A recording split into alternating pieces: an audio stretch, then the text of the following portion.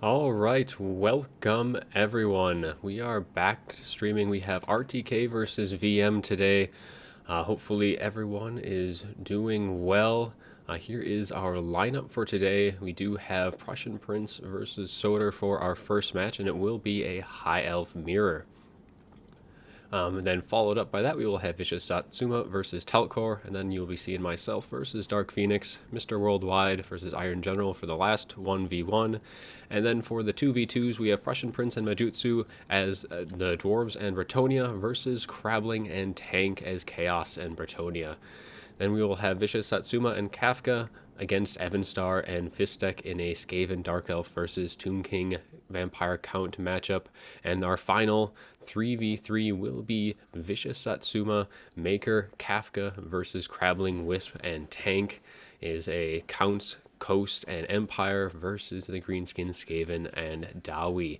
So those will be our matchups for today. And so how the scoring goes is each 1v1 is worth 1 point. The 2v2s are 2. So we should be getting right on into it.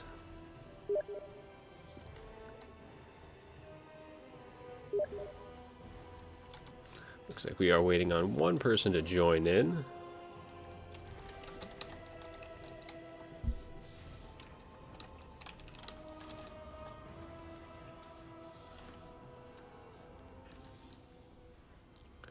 All right, so let's switch on over to the scene.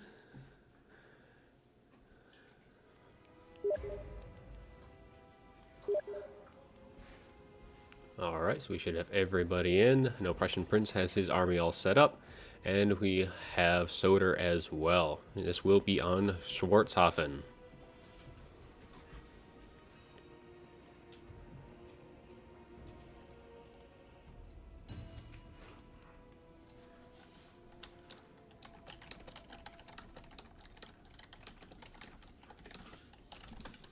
All right.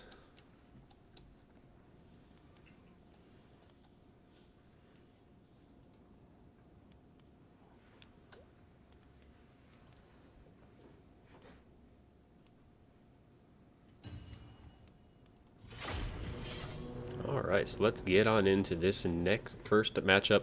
So it is a High Elf mirror. It will be our only mirror of the day, but the High Elf mirror is definitely not the worst mirror that you could have for a matchup.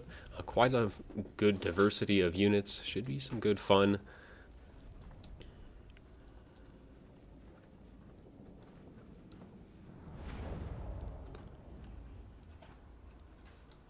Alright.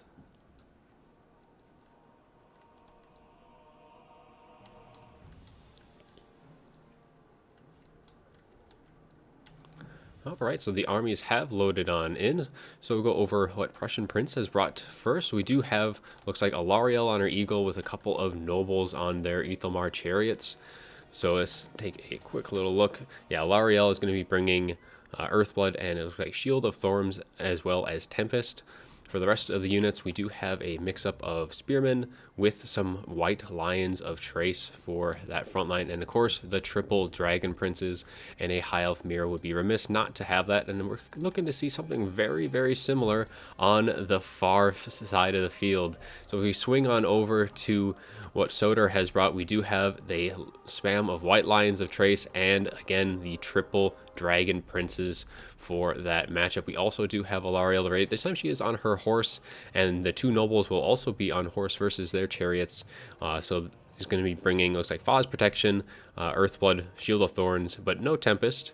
It looks like the Tempest is going to be a little wasted for Prussian Prince. There is no flying units, but these are our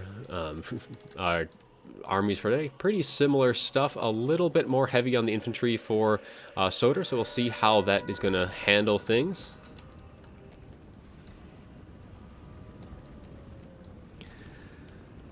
So no range on either side, heavy mobility, so it'll be pretty much down to how the Dragon Prince's engagements are going to break down. From the offset, it looks like Prussian Prince will have a slight advantage with his chariots and eagles, a little bit more choice of engagements, and a little bit more flexibility with Alariel. And then, of course, the Ethelmal chariots with the nobles are very good themselves, and they should be able to do pretty good work against any of the White Lions. They'll have the nobles on Soder's side. We'll be looking to probably support the cav engagement a bit more, because they will have the advantage on the infantry. So both armies just kind of positioning a bit.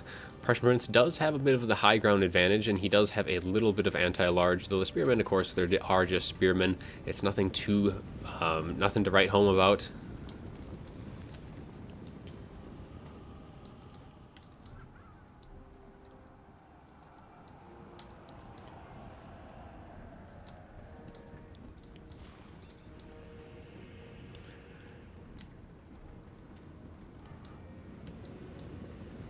Like we have a bit of movement on the cav side now, as Prussian Prince is moving up his Dragon Princes, and I'm sure there will be a response from Soder.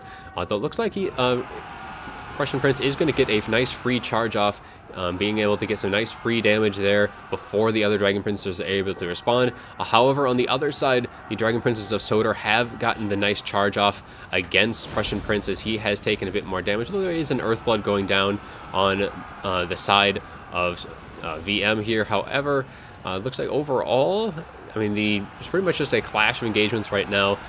These Dragon Princes are taking a bit more damage on the Prussian Prince's side here. So it looks like, at least from the initial get-go, VM has gotten a bit of the upper hand, though we have a little bit of surround here coming in, as Prussian Prince gets a nice rear charge off with his Dragon Princes, and of course Alariel, though we have a Star of Averlorn going down, and it is going to be going down from Prussian Prince being able to heal up. But here is another Star of Averlorn in response from VM, as they heal up their Dragon Princes and their White Lions. So a lot of healing going down, but actually it looks like Prussian Prince is getting a very good buff in the balance of power, as he is starting to rout off some of the White Lions, and Lariel is doing very good work on Prussian Prince's side in assisting, as we already have a couple of chevrons on these Dragon Princes, and in come the Ethelmal chariots looking to surround this noble, though the other noble does come in, but the nobles on their chariots do pull out here. And overall, if we're just taking a little look back, both of the, or I guess all 6 of the Dragon Princes have taken a fair amount of damage, though surprisingly the frontline engagement has gone the way of Prussian Prince a little bit, with the assistance of some nice charges from the Dragon Princes, and some things are starting to rout off the field. However, the healing has kept all of the characters at pretty much full health so far, though the Dragon Princes, again, starting to be about half health kind of across the board, though these units have taken quite a bit of damage themselves and are starting to quickly take even more, as these Dragon Princes are doing quite a bit of damage. Balance power still in Prussian Prince's favor, though it is starting to go back towards the center here. Though we do have some coming back, so yeah, the mobility for Prussian Prince is probably a little bit worse for wear, as 2 of his units are on just slivers of HP, the other one very low as well. But the 2 Ethelmal chariots and an Alariel on her eagle are probably going to be a little bit better, because especially this noble right here has taken a ton of damage himself. Though, of course, a nice little Star of Averlorn can quickly rectify that very, very quickly. And both sides do have a Star of Averlorn left, as both are pretty much engaging right now. However, yeah, the Dragon Princes on Prussian Prince's side are taking a lot more damage here. This one is routing off, and it only has 10 models left, while we do have a very healthy, I wouldn't say very healthy, but there's 21 models here. This one's very low as well, that's at 11, but it's pretty much going to have to come down to is it the Ethelmar's chariots versus the nobles on horseback going to be able to carry one way or the other. And right now it's, yeah, just pretty much a mosh pit, though, of White Lions, Dragon Princes, and cycling in and out with the Ethelmar chariots. I mean, it's a high elf mirror there for you. Pretty even stuff. We'll see how things are going to be shaking out as things just slowly grind their way down, as even the Dragon Princes on VM side is starting to get pretty low as well, though lots of chevrons across the board for all of them. Now the Alariel, and here is another Star of Averlorn. This time it is from, I am not actually sure which side that is. That looks like it was a miscast actually from Prussian Prince, and that is not going to be very good, because on this side they are getting the heal from, actually that's an Earthblood, so Okay, so this is the star from Prussian Prince here. This is the star from Soder on that side. And we'll just kind of see how as everything just gets a little topped off here. But we do have one of the nobles is routing on VM's side. The balance of power is actually now a bit in Soder's favor, as it has been pretty much in Prussian Princes for the majority of the match. But now it is right back to even, as again just a mosh pit of nobles, White Lions, and Dragon Princes is pretty much just the name of the game here.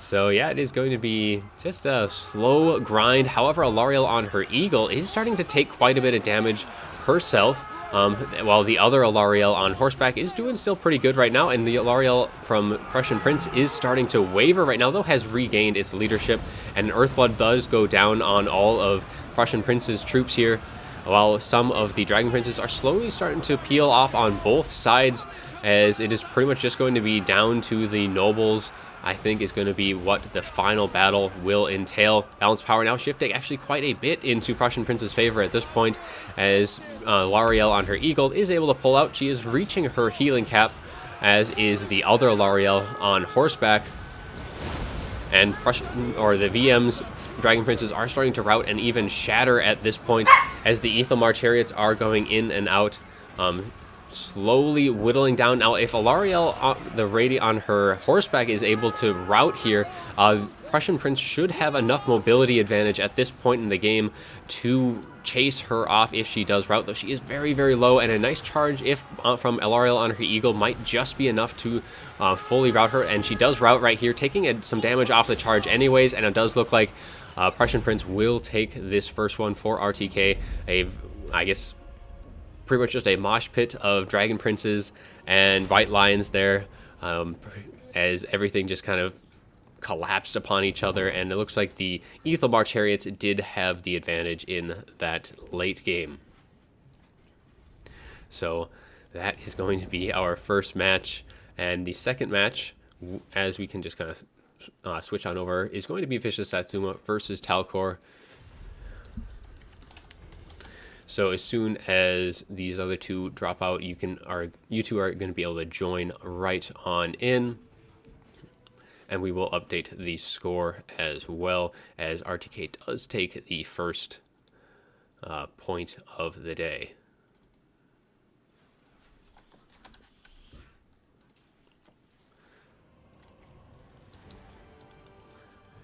All right, so we have one spot open up right now, so we'll send on over the invites. So we do have Vicious Satsuma has joined, and now we just have to wait. Actually, I'll just drop Soder here. So now, Talcor, you are up next. Let's see if I have you on my friends list or not.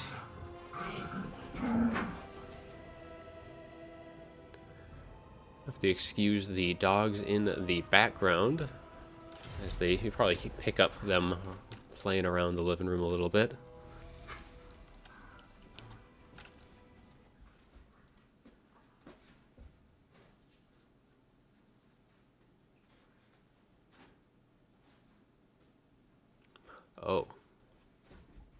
Oh, that's interesting.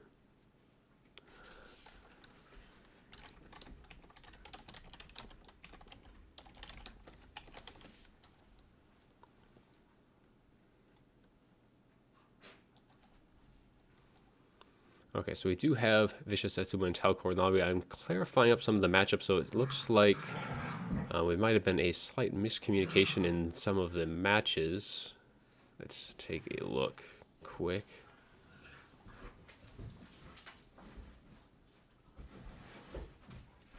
Oh, I know what it was.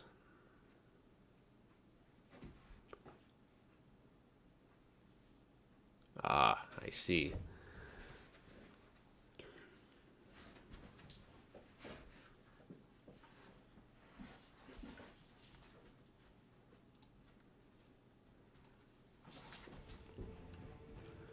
Okay, so if we look at, well, I have to clarify this with one of our 2v2 matchups. It looks like there was a change in the factions, and I had already copied over the matchups before that change had happened, so I didn't get a notification that it... Oh, yes.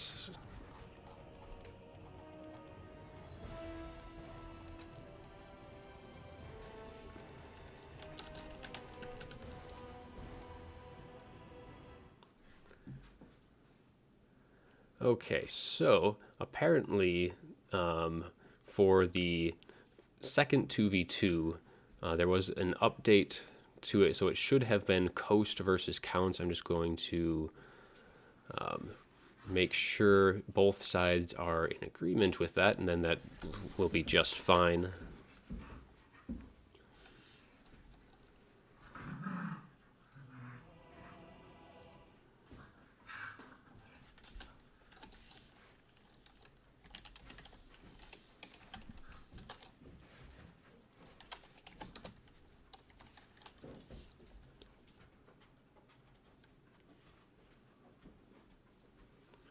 Right.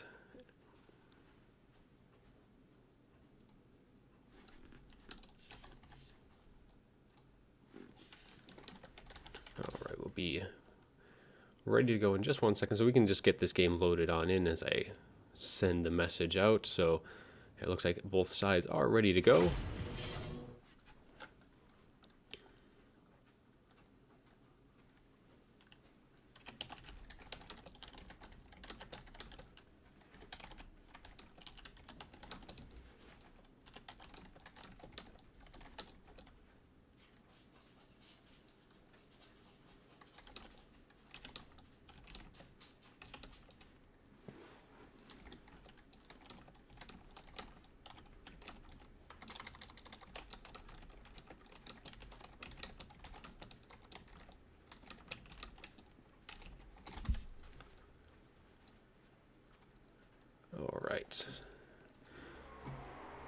All right, so for this matchup, we do, of course, have Greenskins and Dark Elves.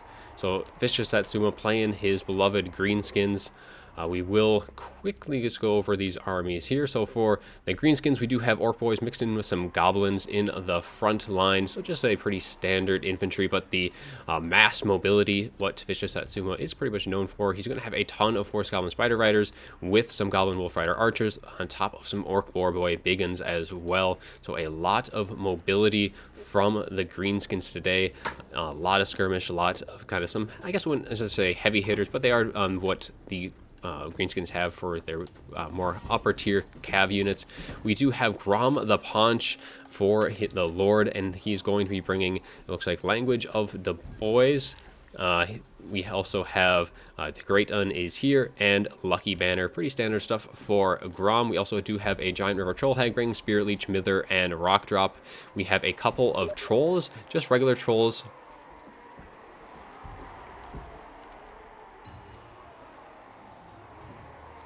Oh.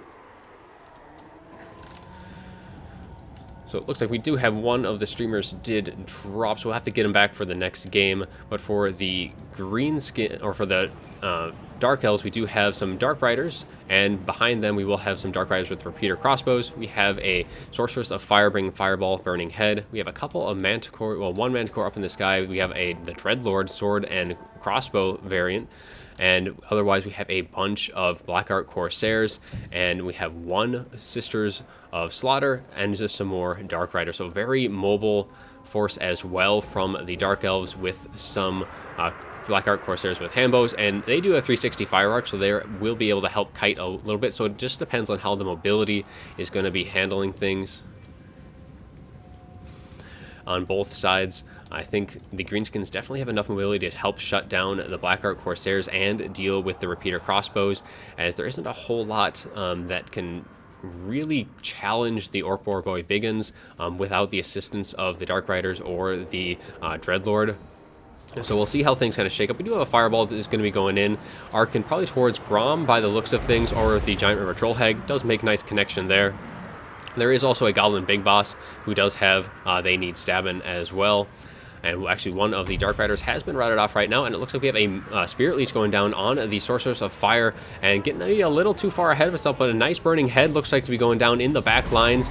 Maybe not as well angled, but it is going to go straight on through and clip some units. Though I guess not as good as Vicious Satsuma is on top of things and able to dodge most of that damage there. Otherwise, we do have the Sorceress of Fire still a little probably too far forward, but the Sisters of Slaughter are now starting to rampage a few of the units. However, these trolls are going to go forward, and those Sisters of Slaughter are taking a lot of damage very, very quickly, as the Mana Core does kind of drop in, try and getting on top of ground the punch, but the trolls do get a nice surround off on that Mana Core, and it looks like we have a nice rock drop going to be coming in from the River Troll Heg right on top of these Blackheart Corsairs, doing a ton of damage and clippings at some of the Sisters of Slaughter too, and they are going to be routing. And so it does look like the balance power is shifting ever so in the favor of the greenskins right now.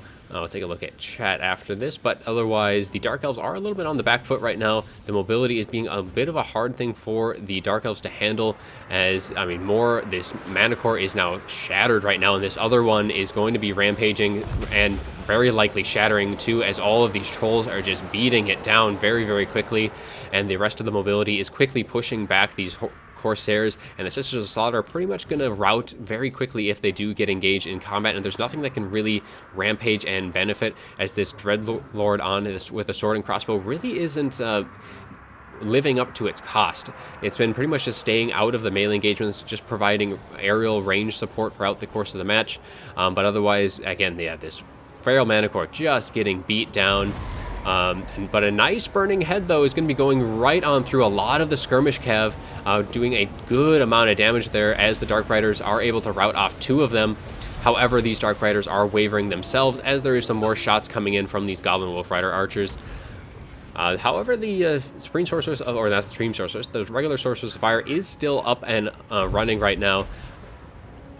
Surprisingly enough, she has been pretty close to a lot of the fighting, though has been able to avoid most of the brutal engagements. Ground the Punch is at half health, but he does have regen, but now that Dreadlord is engaged, but oh, he is not in a good spot, as, I mean, these Sisters of Slaughter are about to, or Sisters of Singing Doom, are about to get pretty much shattered at this point. They're so low, only 10 models left, and yeah, that Dreadlord is in a very bad spot, getting just beat down by the Goblin Big Boss, Grom, all of these trolls.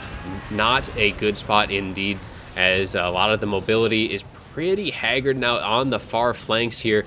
More of these Corsairs are being pushed off, and it looks like that is going to be army losses, as the Greenskins, with their massive mobility core, is able to counteract the mobile forces of the Dark Elves, and they will take that match, and RTK will now take the second game, so they are going to be up 2-0, but that is not really all that much, as that is going, the 2v2s and 3v3s are worth quite a bit of points. So that will be our match there. So yeah, let's take a look at the chat. Okay, so Ryan was streaming the restream, because I guess he did drop there and I didn't notice. I'll have to make sure I'm paying attention to that for the following matches. Alright, so this next match will be myself.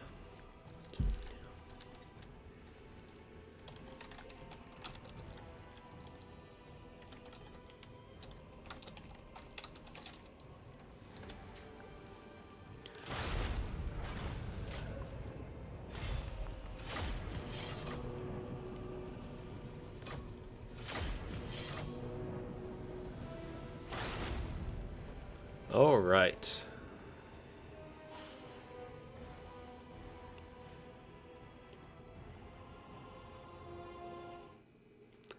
Okay, so our next match is going to be myself versus Dark Phoenix, so I'll send out an invite for him.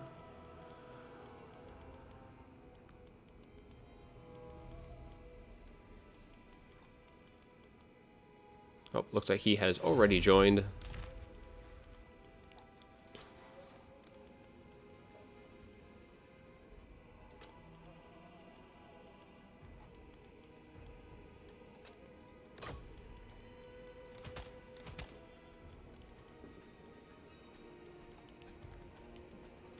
So yeah, so this next matchup will be Norska and Wood Elves. And this will be, so it looks like Orion has rejoined the lobby, so he'll be able to start streaming from his perspective. And this will be on Troll Country.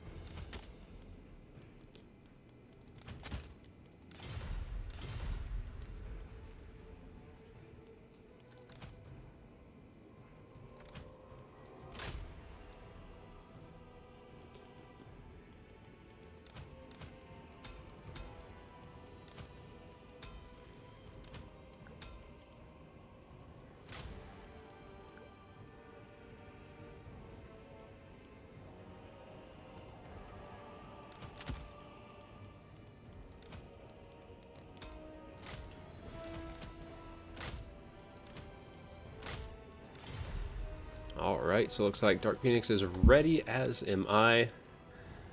So this will be a rather interesting next match. We will update the score before we get on into the next one.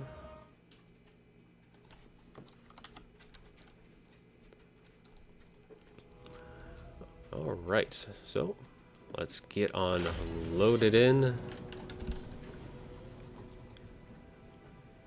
And I'll take down that screen blocker once we're all set up and ready to go.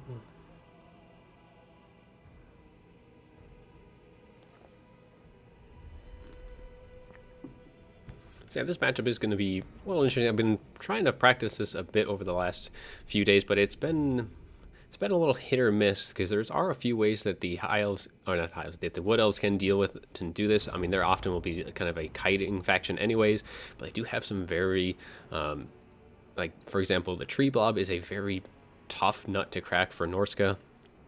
And especially, I mean, some of the kiting with like dryads and stuff like that can also prove to be a trouble for the marauders to handle. But we'll see how things are able to be handled here. It's got to be a little patient, and hopefully things will work out a little better than how things have been practicing in the last couple days.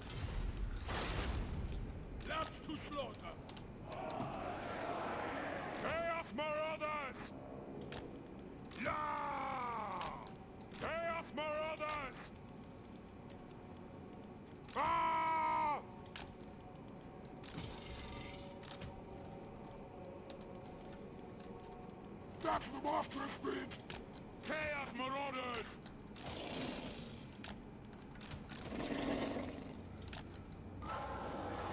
Chaos Marauders! The Dark Gods command me! Your will! Chaos Marauders! Ready to murder!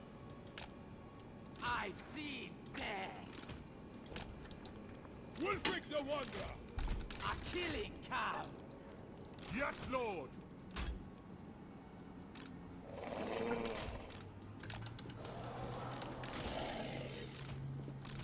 Chaos Marauders! All right.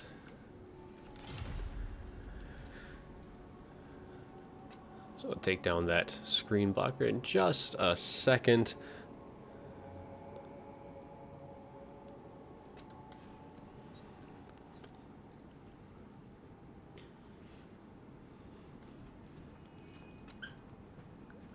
Alright, so it looks like both sides are ready, so we'll take down the blocker here, and then we will get this underway. So, kind of at a very high level, we're taking a lot of Marauders, some Skin Wolves with the Armored Skin Wolf variant. We do have some Sisters of Thorn, so not as much mobility as I was expecting at all. A lot more Infantry Corps, which actually may prove to be fairly good for me. I was expecting to see a lot of Wild Riders.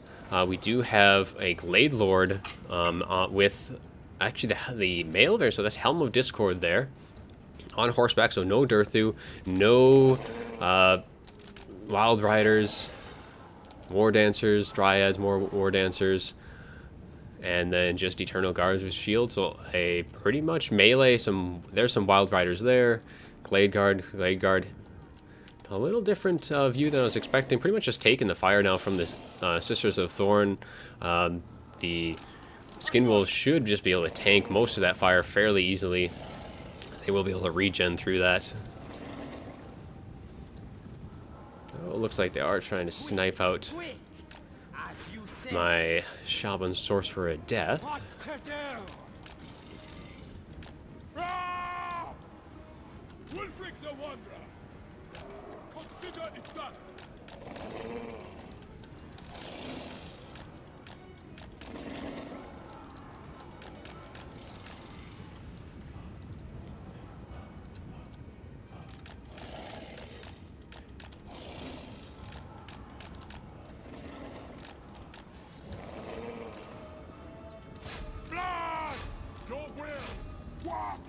Yes, Lord! Onward! Guard them! Chaos Marauders! Now is our time! Charge them! Maneuvering! I'll take it!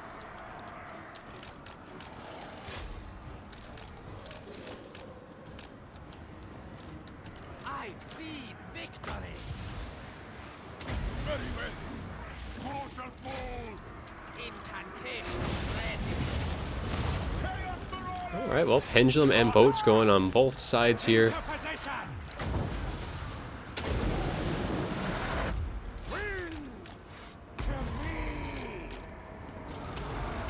Oops, once again, making that mistake there. But we have broken that front line very, very quickly, which is what we needed to do.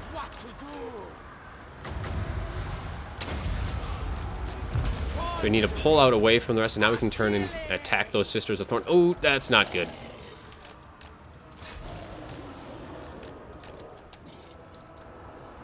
Chaos Marauders! We want their eyes! Charge them! Making my way! So we are breaking down these Sisters of Thorn fairly quickly. I'm going to pull out of there. Probably chase. Oh, that was not a good engagement.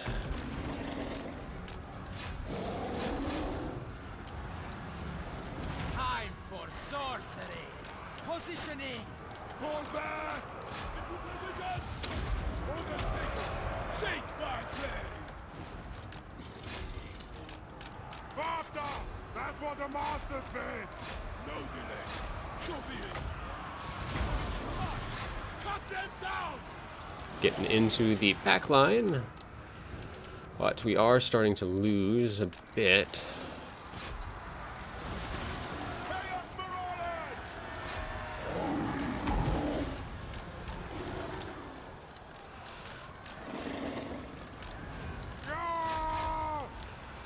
We are beating down not as quickly as we would like.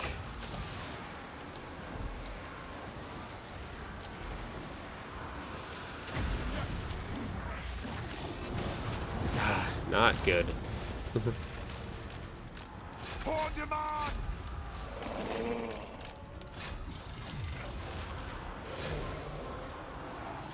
Executing! Yay! For the Chaos God!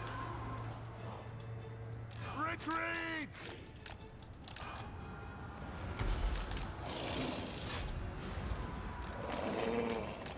Chaos Marauders! Going now! Obeying! Quickly now! Alibi! Moving out! Maneuvering! On board! Okay, broke those Sisters of Thorn. Charge them! Got it! Demon sorcerer! Fleeing! Ah, that's... Ulfric the Wanderer! No time wasted! With me! You're dead! Yes, you're waste no time! Water pool! Death! Manifest! Retreat! I will! Run! For the Blood God! Kill the Salamanders! Retreat!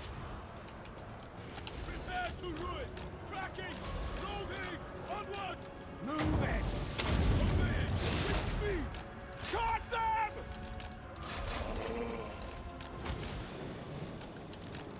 Maneuvering! Loading!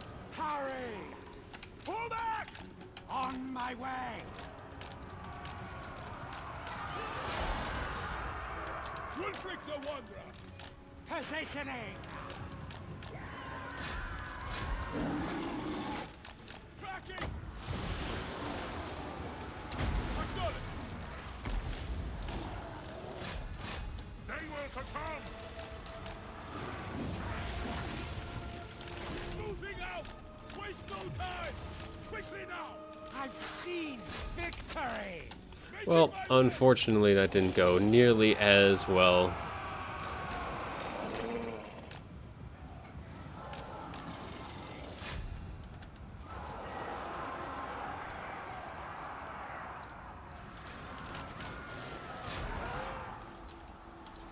Well, that is likely going to be game there. Not a whole lot left on the field. Able to get some units off, but looks like we are going to be getting routed off by the rest of the troops, and I don't think there is going to be a way back for me. Yep. Unfortunate.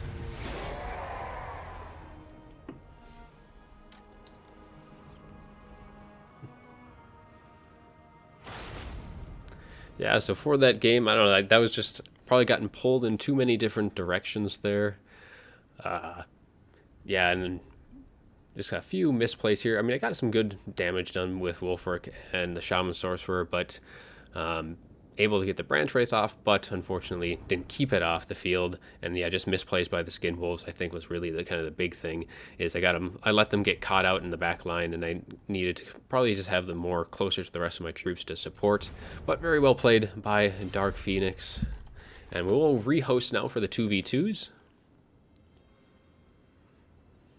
So we'll get that switched on over real quick.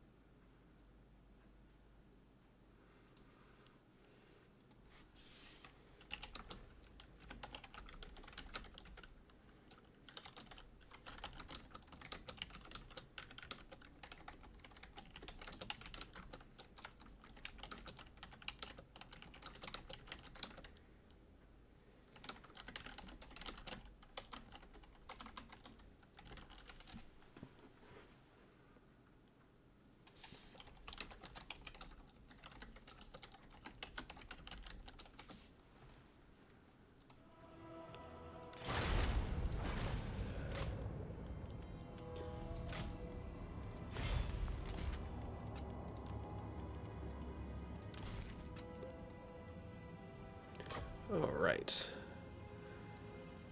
Just quickly remaking the lobby. Oh wait, this is for the last 1v1, and then we go into the 2v2s. So this one will be Mr. Worldwide and Iron General. Okay. If it lets me add another human slot. There we go.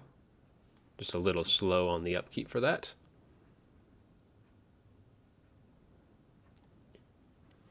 All right. Get Iron General back into this one.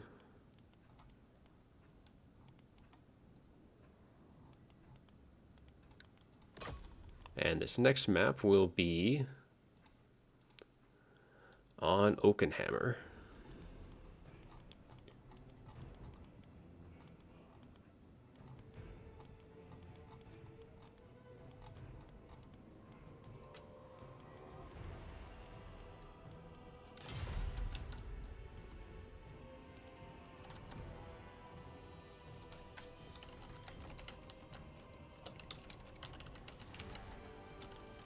Oh, so Ryan is back in.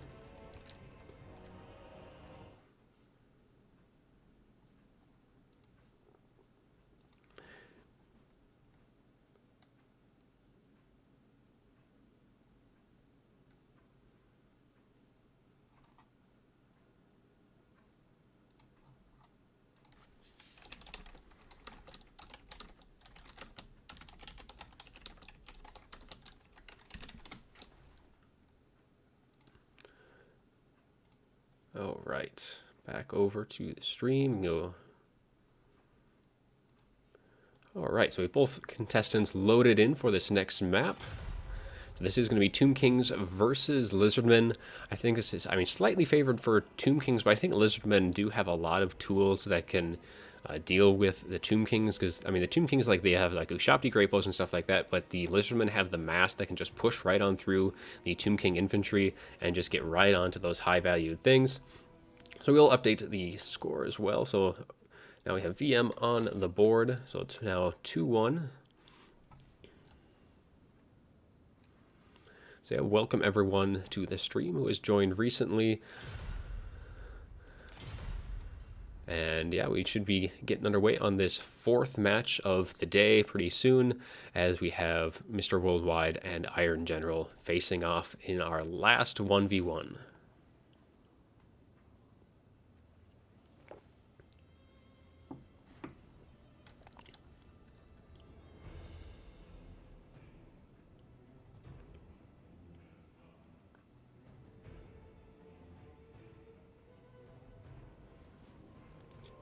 All right. Yeah, this map definitely has quite a bit of open field for the Tomb Kings to sit back and fire at will, but also it'll allow the Lizardmen the space to maneuver, and they should be able to outmaneuver the Tomb King forces. They do have a little bit better mobility, and their monsters should do fairly well. Probably expecting to see some Carnosaurs on the map, and I wouldn't be surprised from the Tomb Kings to see some Ushabti with great bows as well. Or otherwise, probably see a lot of just spear skeletons, and potentially Cetra, I think, is usually a good pick in this matchup. Though, I mean, you can never go wrong with Arkan as well.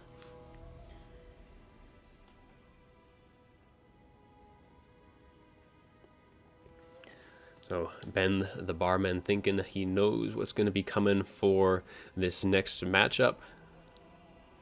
A Blackthorn, welcome to the stream.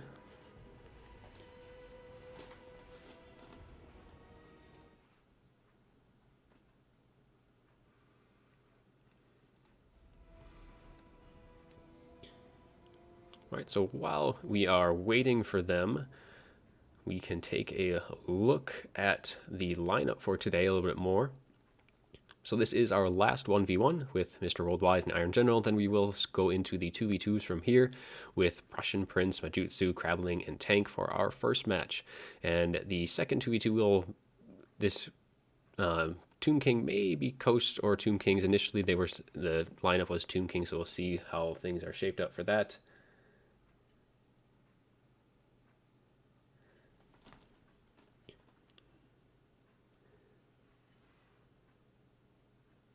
So, both contestants are still picking their armies.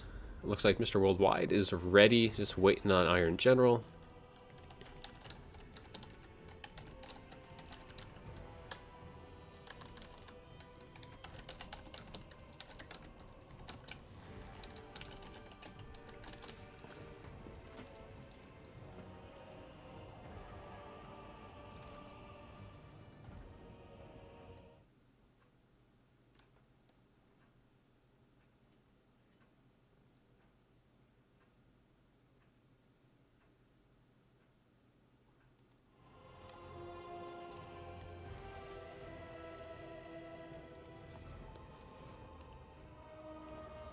All right.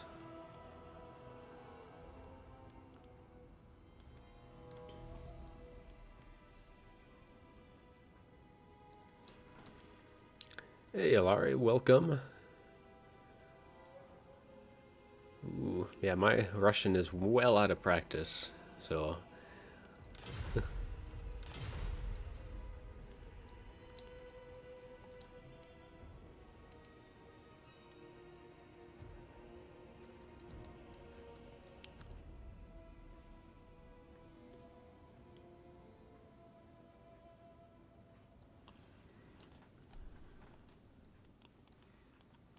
All right, well, hopefully we get underway fairly soon. Iron General should just be finalizing his build. And yeah, it should be a really interesting match. I do like this matchup, though. I think it's very, very even, and it can be.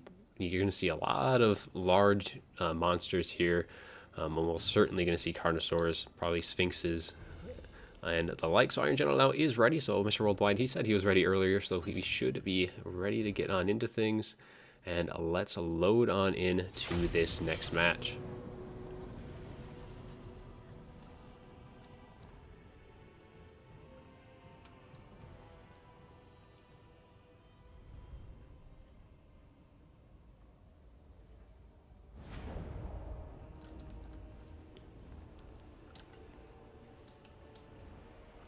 Alright, so the graphics are going to look a little less crisp. I did drop them down in anticipation for the 2v2 matches, so that just to help with keeping those battles as smooth as we can.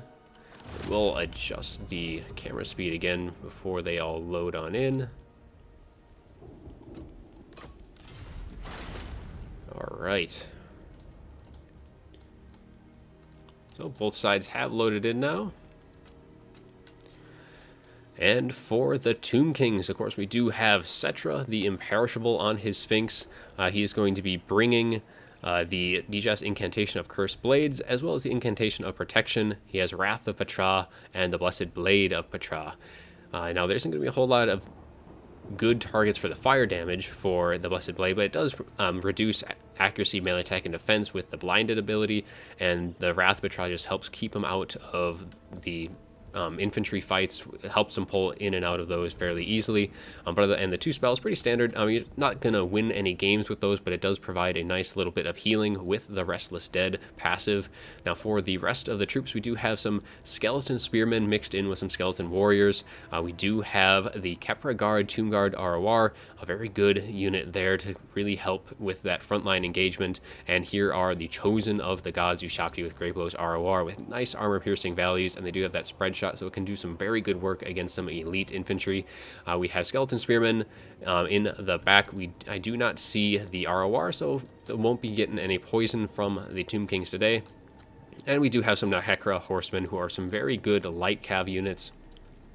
Very cost-effective troops, and by the looks of things, the Tomb Kings didn't bring any cavalry of their own, so they should have some free reign on the battlefield to help chase things off. However, for the Lizardmen side, we do have just a massive front line of infantry. So we have just take a look. So skink cohorts we mixed in with some rest-crested skinks, some temple guard, and Saurus warriors. So a pretty symmetrical lineup there. A couple temple guard, which will be very hard for the Tomb Kings to crack. That will be a good choice target though for the Ushapti with great bows. We do have a couple feral Carnosaurs, as I was expecting to see, and we have a Slann Mage Priest of Life is going to be bringing Earthblood, Regrowth, and of course Shield the Old Ones and Bound Banishment spells. We have a Skink Chief as well with the Rock Drop, just to provide a little bit of harass. Now, you have to be a little careful though, because the Ushapti with great bows, as there are two of them, one regular variant, can really do a number on that Skink Chief if it does get a little too close, but also it can dodge at range fairly easily. But that is going to be our armies for today, and let us have both sides are going to be approaching one another. Mobility advantage very much on the Tomb King side. And yeah, the infantry of the Lizardmen will have to slowly advance, as they will just get peppered with fire from the Ushapti, as there isn't really a whole lot that can contend. Both of the Carnosaurs are kind of sitting back, at least for the time being. They don't want to take too much fire from the Ushapti with great bows, but now they will be opening up and firing in, and I think the targets are going to want to be the Temple Guard here. Very elite units that there's not a whole lot that the Tomb Kings can deal with, and you missed even more units on the Tomb King side. There are 3 Ushapti with great bows and the Necropolis Knights as well.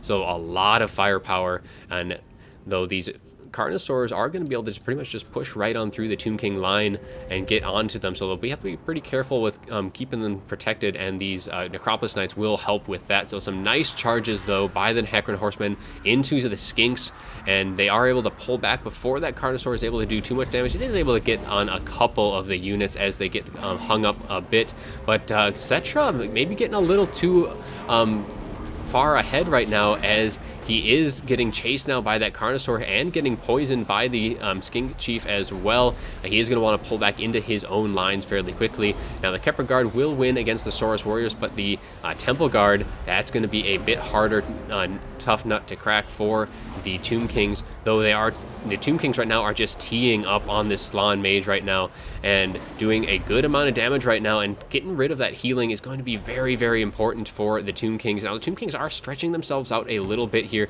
as 2 units are pulling off some of the Spearmen and those Necropolis Knights. So the Necropolis Knights are going to be kind of rotating around to help with this frontline engagement a bit more, and Cetra is going to be kind of coming in right now. He does have his Blessed Blade popped right now, doing some decent damage to the Feral Carnosaur, though that Slann just getting lit up by those Ushabti, doing so much damage, and it very well might be shattering here, as the Necropolis Knights are going to start circling into the back line.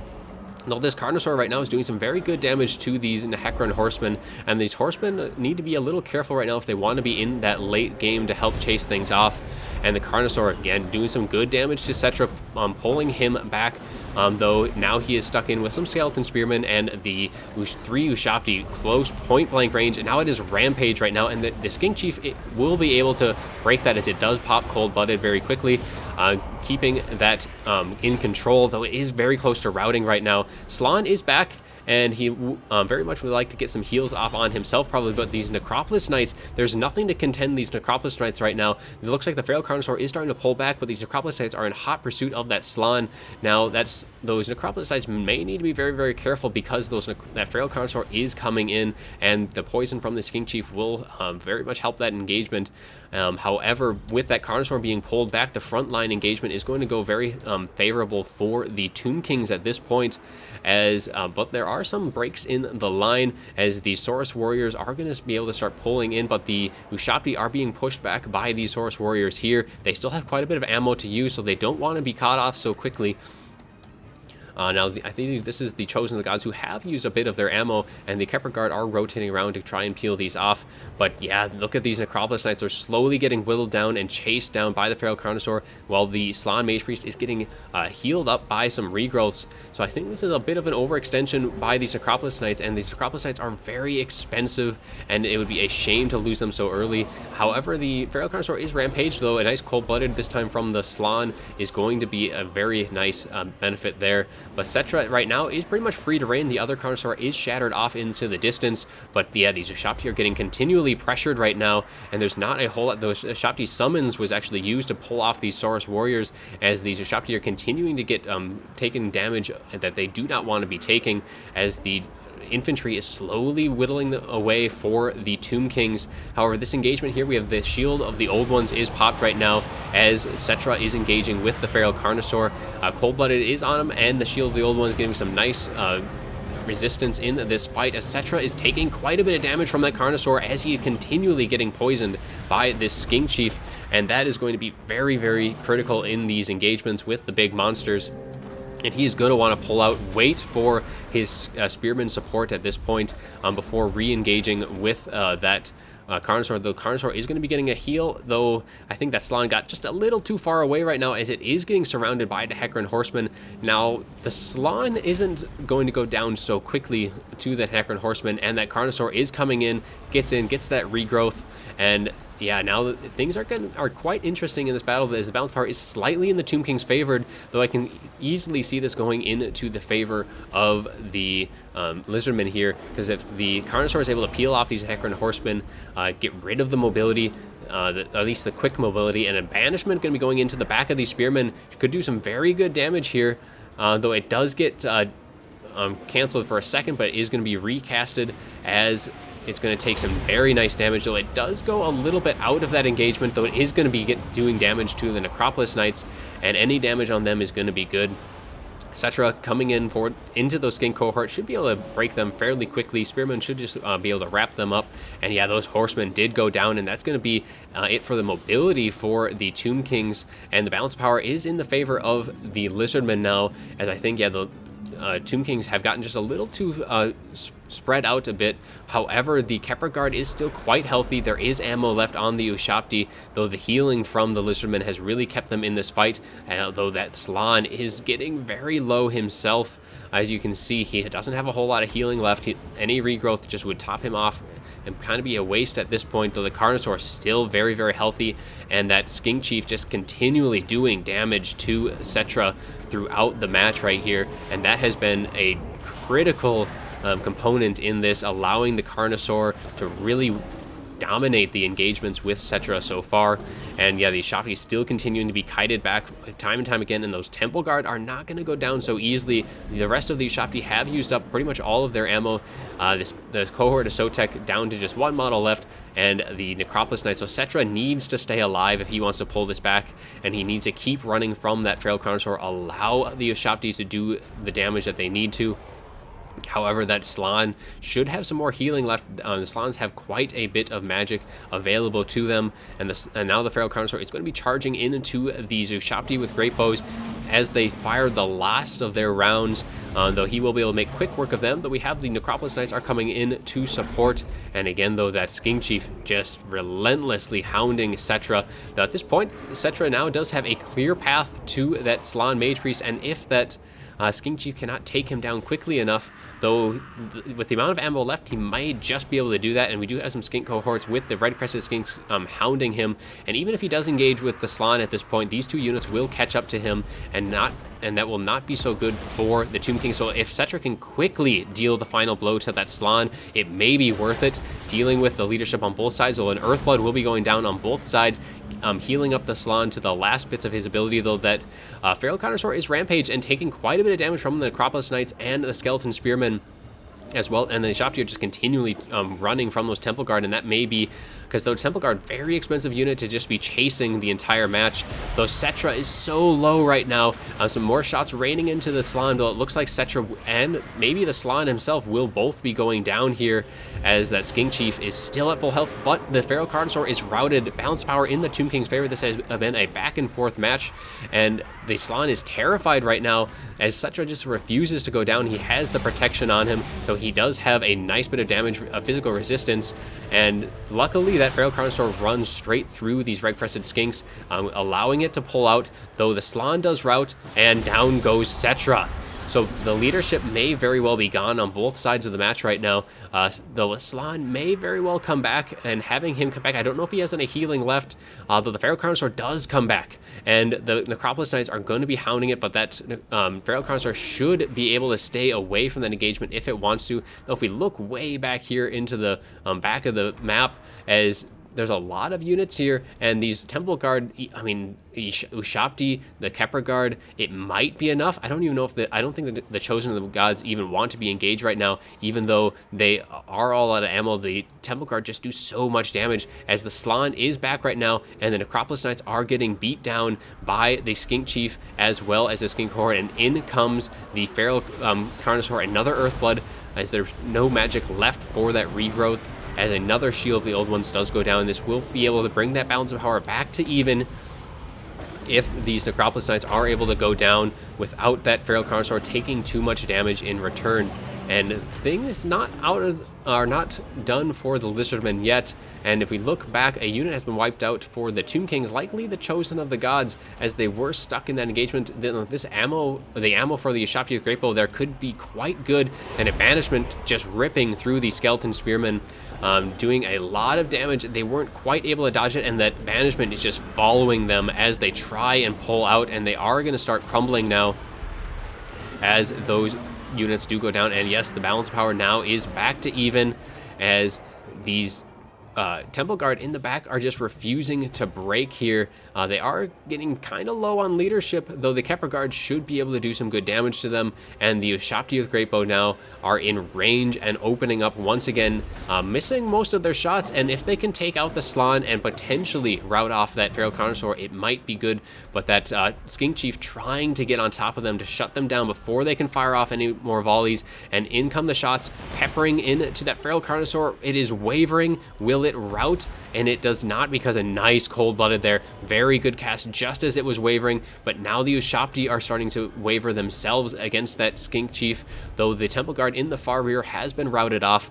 Now the Ushabti, can they get another volley off in time? Though luckily this rock is here, allowing the Feral Carnosaur and the Slann Mage Priest to stay away from that engagement, as now the Ushabti are crumbling themselves against that Skink Chief, and this can be very, very bad for the Tomb Kings here, as, I mean, just that single volley is all it would take to break either of the Slann or the Feral Carnosaur, and they are just taking free damage right now as they aren't even engaging in the Skink Chiefs, trying to get shots off, and here comes an opening as the Shield of the Old Ones does go off, though, as the Feral Carnosaur does come in. It is wavering, and will it rout here as the Ushabti are now engaged? But we still have the Kepra Guard who are at full health, but they are isolated right now as the Skeleton Spearmen are off chasing these Temple Guard, and I think they really needed to stay grouped together with the Kepra Guard here, and this could be kind of that critical component as the Tomb Kings are so far spread out right now. There's not a whole lot that they have grouped together, though trying to keep that Feral Carnosaur alive as the Slann uses another Earthblood, and it is enough to get it back into the fight as it is still surviving, but there goes that Slann as it is shattered. And that is going to be very critical for the Lizardmen as well. So now can the Feral Carnosaur cycle in and out enough to deal with that Kepra Guard, as the rest of the units are kind of coming back? We have the red-crested skinks and the skink cohorts. Now, the skink cohorts won't last long at all against the Kepra Guard. It's really going to come down to, will the skink chief be able to stay pretty much its leadership at this point? Can it survive long enough? Because the Kepra Guard pretty much full health right now. They have a ton of Model 61 units left. They've been doing such good work this game. I mean, 127 kills, taking so minimal damage, and the healing is gone now from the Lizardmen, as we'll see if how this engagement's gonna wrap things up. So here comes the final infantry battle. The Carnosaur waiting for that to engage. Now, a nice little dive in by the Skink Chief as it does trying to break that charge, though it didn't quite able to do that as the Kepra Guard gets its charge off onto the red-crested skinks, but now in comes that Feral Carnosaur.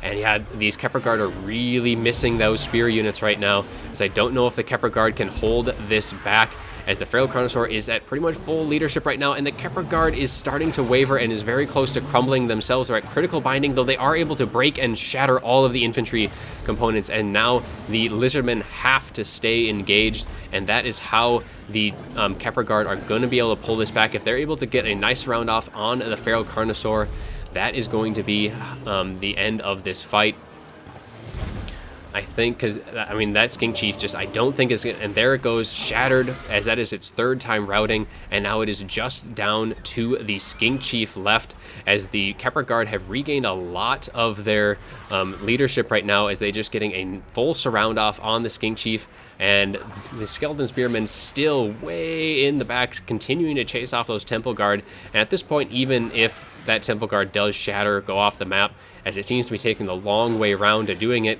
because that thing did route way off onto the top side of the map, and now it is back into the center of the map for some reason or another. But yeah, we'll see how this little fight goes with the Skink Chief and the Kepra Guard. Things looking pretty good for the Kepra Guard at this point. Balance power very much in the favor of the Tomb Kings, and I do think they have it as it is wavering, and it should be routing, and that will be it, as the Tomb Kings able to scrape that one out. That was such a great match right there, back and forth the whole way. Battles going on all across the map. Ushabti with Great Bow is doing a lot of good work, but yeah, that Skink Chief, that was a fantastic pick there. Really able to keep Cetra pretty much shut down, as the Feral Carnosaurs were able to just chew him up. Very fun match. That was a fantastic back and forth throughout the whole course. Very well played on both sides.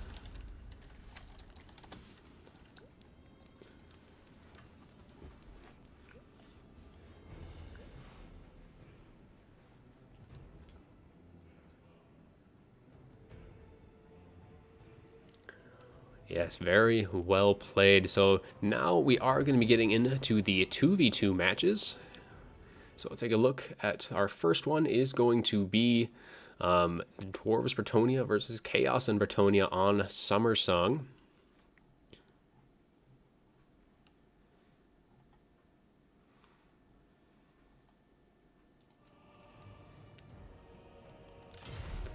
Alright, so Prussian Prince, Majutsu, and Crabbling and Tank.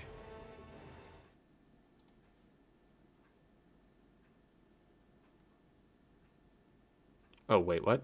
Okay, so actually, there's a message here, a situation, I guess, popped up.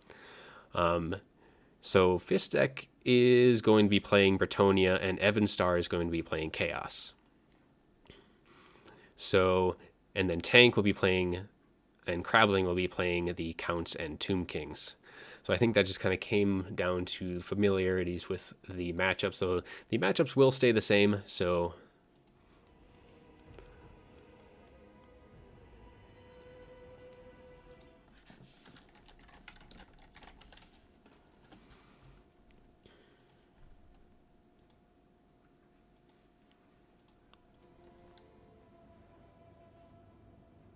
All right.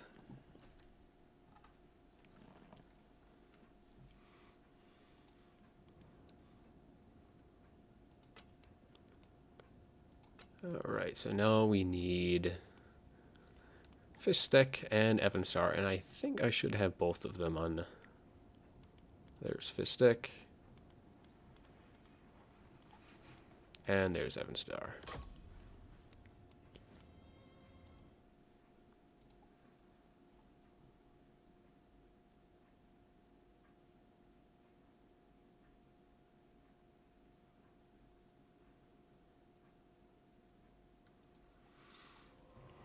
Alright, and we'll update the scoreboard as well, as now RTK is up 3-1. So now each of these next games, though, will be counting for 2 points for the 2v2s, and then, of course, the 3v3 will be worth 3. So both sides, plenty of games left, plenty of points left to be had.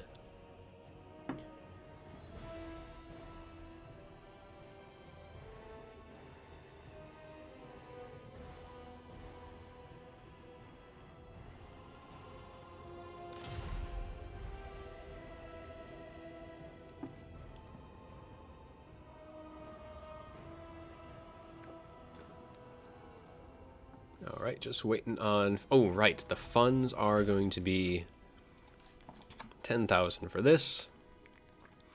So I will go over the rules as well, because they do change a little bit for the 2v2s. So it is 10,000 funds per player for the 2v2s and the 3v3s. And there's a max 3 heroes per teams, no duplicate named characters, max 3 summoning spells and abilities per team, and then max 1 net or spell ability per team, and that includes 60% plus slows. So things like Mither will also count, and like, for example, Grombrindle's Smoke Bomb also count as that net ability, and a minimum of 600 models per team. And those are going to be the rules for this one, and then just a small changes when it gets to the 3v3, but we'll go over that when we get there.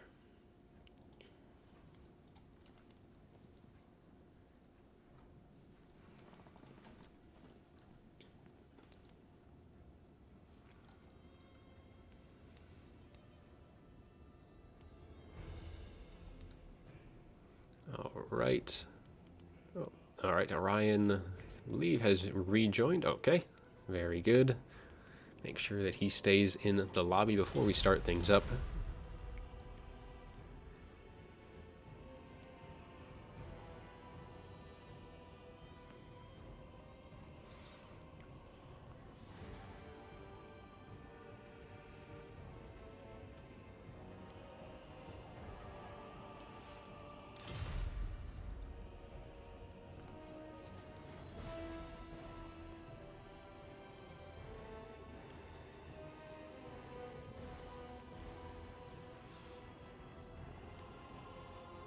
Alright, so yeah, for this next is going to be Bretonia and Dwarves versus Chaos and Bretonia. So we're going to see probably very much a front line of Chaos and Dwarves, and then the mobility of Bretonia will be on show for both sides. So it's going to pretty much come down to the microing of Bretonia, I feel like, and because the frontline engagements, you're going to have a bit of firepower support from the Dawi. I think they're pretty much going to be taking the front line, as is Chaos. Both sides have some ranged support that they can bring. For Bretonia, would pretty much be bringing trebuchets with Chaos. I don't think Chaos would likely bring in a Hell Cannons, especially with the threat of the Dwarven Cannons. However, the Bretonians they probably don't want to lose funds when they can be spending those funds on more cavalry units. So it's going to be very, very interesting to see how these two shape up. So it looks like Majutsu is ready. I mean, this is a very practiced combo for those two, Prussian and Majutsu. They have played this combo in 2v2s many times before, so they pretty much have that system down pat. But it's probably going to be very similar with Chaos and Bretonia, just because I think Chaos kind of is going to fill the same role as the Dwarves here as the main front line of this matchup.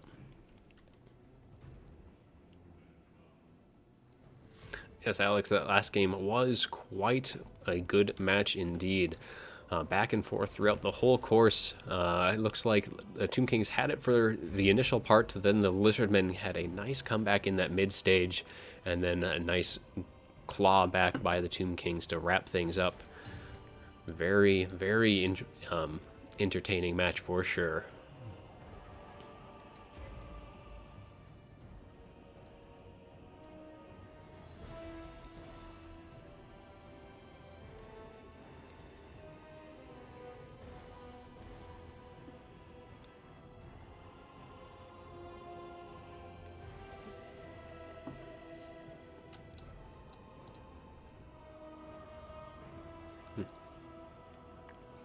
Alright, I believe Prussian and Majutsu are both ready. We're just waiting on Effenstar and Fistek. Give them enough time, because it did have a mix-up in the lineup, so they're kind of probably didn't have a solid game plan set when they started, or when they got thrown into this matchup, but should be underway fairly soon.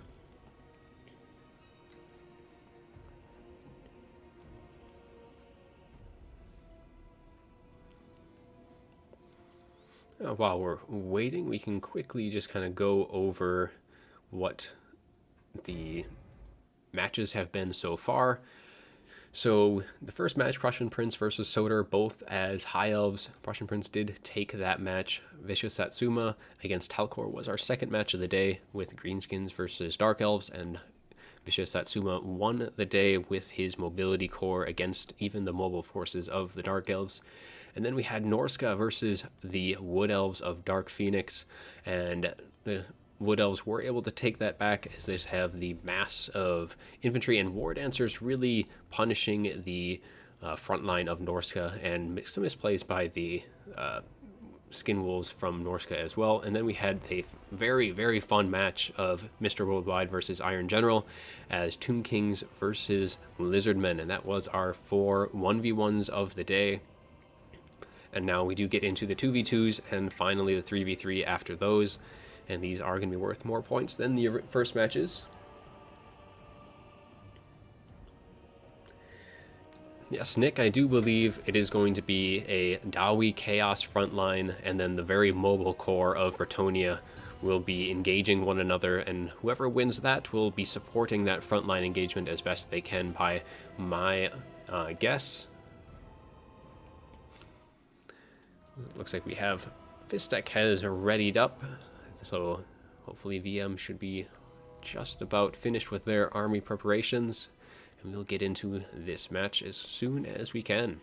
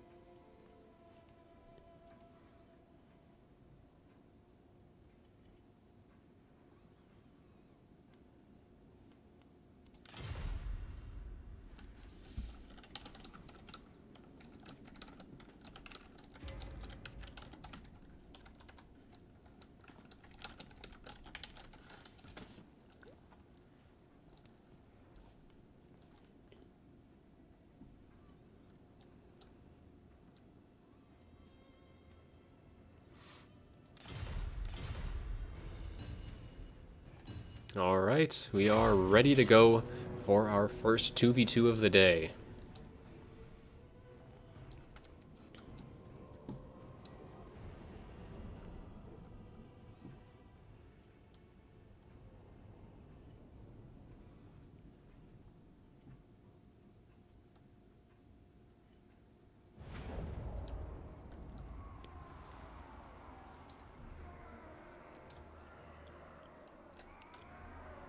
Alright, so we are loaded on in, just waiting on the rest of the contestants to load on in as well. Hear the Dawi shouting from the bottom of their lungs, so we should be seeing quite a few of them today. And yeah, this should be a very interesting match indeed. Probably fairly similar builds, even though it is Chaos and Dwarves as the difference here, but it does look like we have some flyers from the Chaos forces. But let's go over the Dwarves and Bretonnians first. So we do have a couple of cannons from the Dawi forces and a front line of Longbeards, and we have one Thunderer, 3 Miners with blasting charges. We have 1 unit of Slayers, the Dragonblack Slayers, very good pick there. We do have a Rune Lord, and the Rune Lord is going to be bringing pretty much a full set of runes here, as we do have the Master Rune of Gungani, we have Master Rune of Oath and Steel, Master Rune of Wrath and Ruin, and Master Rune of Negation. And we also do have Gotrek himself, as he is just going to be bringing Foe Seeker, and he is unbreakable as well. And now for the rest of the Bretonnian core, we have the Fey Enchantress is going to be bringing Earthblood, and then we have 2 Paladins with their Guardian ability on horseback to support as well. And then for the rest of the Bretonnians, it is very heavy cav. So we have Knights of the Realm. So we have 3 on this left flank. We have Defenders of Fleur-de-Lis, Knights Errant ROR unit, and then on the right flank we have some Knights of the Realm and Questing Knights as well. So 4 Knights of the Realm and a Questing Knight as well as the Fleur-de-Lis as well. And that is going to be our matchup. We do have some chaff units as well, a couple of peasant mobs, pretty cheap chaff units to have. Might as well bring them, and it looks like we have some two peasant bowmen with pox arrows to get that poison as well. So pretty much just adding poison, chaff, and then heavy cav unit for the Bretonnians. Now for the Chaos and the Bretonnians on the other side, again, we have a bunch of peasant mobs in that front line from Bretonnia, and they will be backed up by the Chaos line of Chaos Marauders with great weapons, and just some Chaos Marauders as well. So it looks like no super heavy infantry. It looks like we do have the Demon Spew, actually a fairly decent unit. They don't really have good armor piercing values, but they will be able to chew through the peasant mobs very, very quickly. They do have poison, so that's always going to be helpful. And then we, of course, have the peasant bowmen with pox arrows as well. 2 of those, just like the other side. And then for the cav, we do have Questing Knights. So they're just going to be 4 Questing Knights from the Bretonnians, with the Fey Enchantress bringing a few more things. It looks like we have the Chalice of Potions as well as Earthblood, and then we have the Chaos Sorcerer of Lord of Fire with Flaming Sword of Ruin, Burning Head, and Fireball, as well as a Chaos Feral Manicore and a couple of Paladins as well, neither which have Guardian, but they are both on their Pegasus. So it looks like the Chaos Sorcerer will probably be aiming to snipe out some of the cannons as best they can. And so it's going to come down to, though, for the Cav is going to be, can the Questing Knights win against the Knights of the Realm? So the Knights of the Realm are going to be more of a shot cavalry with the 68 charge bonus versus the Questing Knights, who are more of a melee fighter. And then we have some Chaos Warhounds as well on both flanks. So we'll see how things shape up for that, and that is going to be our 2 armies for today. And as they now start to approach, as the Dwarves do have a fairly nice position here, a slight little hill as to allow the cannons to just open up right now, and they looks like they are trying to target some of the Questing Knights, maybe just clipping a few models here as most of the shots kind of sing a little high. But the Chaos Sorcerer Lord doesn't have a whole lot to fear. We do have the Thunderers here, but there's not a whole lot of very good anti-air firepower for the Dwarves right now. They do have the cannons, though they are going to be busy firing at the Questing Knights, and that will definitely help that engagement. However, they are going to be focusing heavily on this far right flank for the Bretonnians. So that is going to allow the Bretonnians for RTK to really have free reign on their left flank, though at what cost, because they will have to pretty much continually run from this flank here. It looks like we have a burning head going to be going right on through. A nice dodge by the dwarves here, able to pull out. Now they don't have to fear too much about taking a shot right down the line there, as they won't take too much damage from them. So they were able to miss most of that damage. I think that cast may have been a little bit better on the peasant bowmen, would have taken a lot more damage there and maybe getting some of the poison off the field. However, now the Bretonnians on the VM side are really pressuring that backline very, very quickly. Slayers are rotating around to screen them out as best they can, though the Demon Spew have a clear line of sight into this middle formation, and the Slayers here, a little bit of lag, but we are going to be resuming here pretty quickly. Now the Demon Spew are going to be coming in, and the Slayers are not the best unit to really block them out, though it is all they have to do so. But the cavalry from the Knights of the Realm are going to be charging in, as actually some mounted yeomen as well. Funnily enough, I think they're here just to absorb that charge, and then the Questing Knights will come in and do as much damage as they can. Though we have the champions of Quenelles are really isolated from the rest of the units. The Paladins could very easily swing and engage with these Knights of the Realm, though these Questing Knights have taken quite a bit of damage. So I missed one unit of Questing Knights from, one Questing Knights from the RTK side. But another burning head looking to arc its way straight on through, burning through some of these miners here. But that Chaos Sorcerer Lord getting on top of the Thunderers very, very well. And it looks like a Chalice of Potions as well goes down, doing some damage, not as much as I think would have liked, but still doing some really good work. And now that Chaos Sorcerer Lord is on top of the Peasant Bowman as well, so the Chaos forces are collapsing very well onto the position of the Bretonnians and Dwarves on the RTK side, but they are starting to lose some of their Questing Knights as well, as they have taken quite a bit of damage, but so has the RTK mobility forces, chasing off some of the Knights of the Realm, but they'll also be losing some of their units as well. And now it is going to be, actually that Sorcerer Lord taking a lot of damage, as now Gotrek is in to engage, and he does have the Master Rune of Wrath and Ruin, so he is so very, very slow right now, as that Rune Lord is trying to get on top of him as best he can. With the Gotrek in support, though the Sorcerer Lord is able to pull out by the looks of things, and without taking too much damage. Though he did take quite a bit, though the Warhounds have collapsed upon the Thunderers as well. But this little engagement right here, we have one Paladin really isolated, as two of the other Paladins are beating on him very, very quickly, as they do have...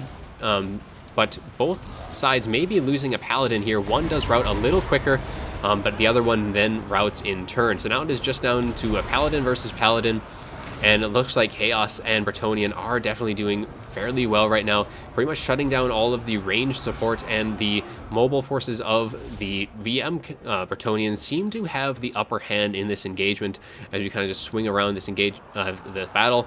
We do have some of these Knights of the Realm getting some nice charges into the approaching Chaos Marauders, though the main, where it's going to be decided, is really this central position here. However, Gotrek and the Paladins with the Rune Lord and Fae can really swing that battle the other way, though I'm sure the Fae on the other side is still alive and well. I do not see her quite right now. But also that Chaos Sorcerer Lord chasing off that Paladin, as there's also the Feral Manticore as well, which can provide a very nice sniping potential, though the Fae may be a little isolated right here, as Gotrek does come in with some assistance from the Dragonback Slayers, and this may be the way for RTK back, but the Fae does slip out of that engagement fairly quickly, as she does pull out away from the slow of the Slayers right there. The other Fae, though, is engaging in this little blob fight as best she can, though the Chaos Feral Manticore and the Paladin are diving down on top of her, as well as the other Paladin who has come into this engagement as well. So now the RTK Fae is in a bad spot right now, as there is a ton of characters on top of her, and things are not looking so good for RTK, as things continually are getting pushed back, as all of the firepower got shut down fairly early on, though this Paladin taking a lot of damage himself. So I think Gotrek may be the way back for RTK, though I mean, VM has done so well with keeping their large targets out of the engagements that they need to. So like the Chaos, the Manticore, the Fae, and the Chaos Sorcerer Lord have all been able to pretty much dodge Gotrek as best they can. They were able to rout off that Paladin. That should be its second time routing, though it is just down to this little core engagement for RTK. If we take a look at the surrounding force, we just have some peasant bowmen or peasant mobs coming back. Here is the Fae and the Paladin going to be trying to cycle in, get as much damage as they can. But yeah, the mobility for RTK has been lost, and the no mobile support is definitely in the advantage of Chaos and Bretonnia. But another Burning Head just going right through the line, though I'm not really sure if that probably did more damage to Chaos than it did to the Dawi. The Dragonmech Slayers would take some damage, but like the Longbeards probably wouldn't take as much damage in that particular engagement. Now the Fae definitely needs to stay as close to Gotrek as possible to pretty much deter the Chaos Sorcerer Lord and Manticore from diving in, but a nice little dodge from the breath attack there, as the Fae does try and get back into the protection of the hero fight right here. Gotrek should be able to, protect as best he can, and having that unbreakable character is going to be very, very helpful. But now Chaos is just doubling down on this engagement, diving in, trying to deal with the Fae as quickly as they can by the looks of things, and it is just a mosh pit right now, as everything is just engaging to kind of clear things up a bit. But yeah, it's pretty hard to kind of determine what is going on now, as everything is just collapsing on this position right here. The Rune Lord's still doing fairly strong. The Fae still alive in there with the Paladin support. But the Fae right now is taking quite a bit of damage from that Chaos Sorcerer Lord, and she is wavering, and she does rout right there, and that is probably going to be the nail in the coffin for the RTK forces. And I do believe that VM will have this matchup, as they will likely be tying up the series at 3, as the Fae does actually die here. The Paladin is routing, and it is just down to the Rune Lord and Gotrek, and try as they might, they will not be able to stem the tide of Chaos and the Bretonnians in this matchup here.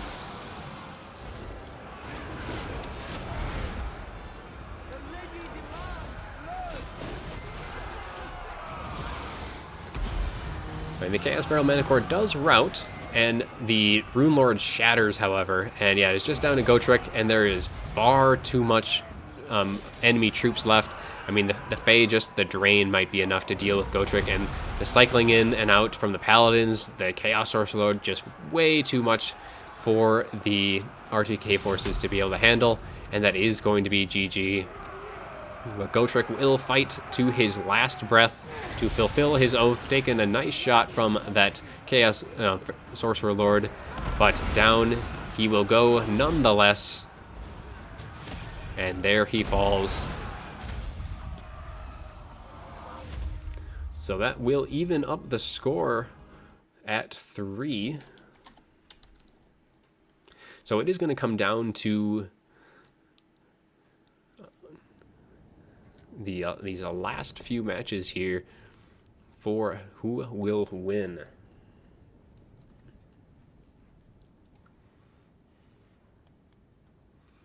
But yeah, if you take a look at the results here, the Knights of the Realm getting some decent kills here, but if you look at the Bretonnian side, not as many kills on the questing knights, though all of those kills were done to the Knights of the Realm for the most part.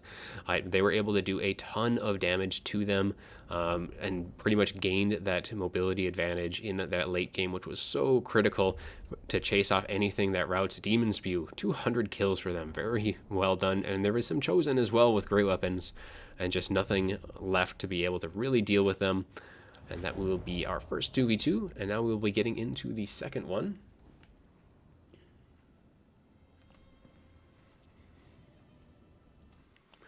So we look at the lineup. It is going to be Tomb Kings versus Vampire Council. It will be Crabbling and Tank will be commanding those forces.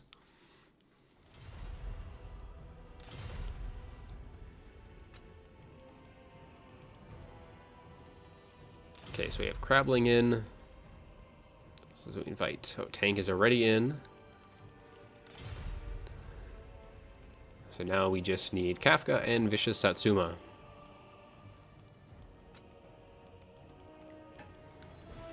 So we have Vicious Satsuma in. Kick Prince.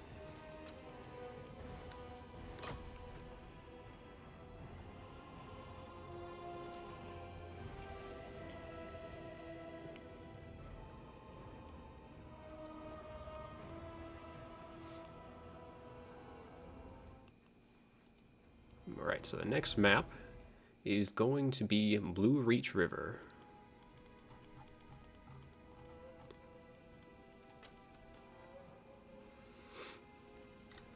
So it's going to be a fairly open field for either side. Tomb Kings can potentially bring some of their ranged units. Could bring a casket or potentially some bone giants as well to really compensate or use the open fields. Though I think they're probably going to go for more of a melee rush because you have Dark Elves and Skaven who have some very good range units themselves. I mean, Dark Elves will be able to bring bolt throwers, which can pretty much shut down the casket if they bring it, and it'll pretty much make it a very costly waste of funds if there are bolt throwers and you do bring a casket. And I mean, Skaven themselves, they can bring Warp Lightning Cannons as well, which can do a lot of damage to those. So I'm going to guess it's going to be more of a melee rush for the Counts and the Tomb Kings. Probably going to be seeing some Blood Knights, potentially, though the Skaven and the Dark Elves, which Kafka will be leading, will actually do some has some potential for blobbing as well, because they have some very good debuffs. And okay, so it looks like Orion... Stop, please. So Orion was saying to wait. Okay, so Orion will be coming back in just a second. Kind of the problems with the lobbies. It does look like he is back in, though we'll make sure that he is in when we proceed.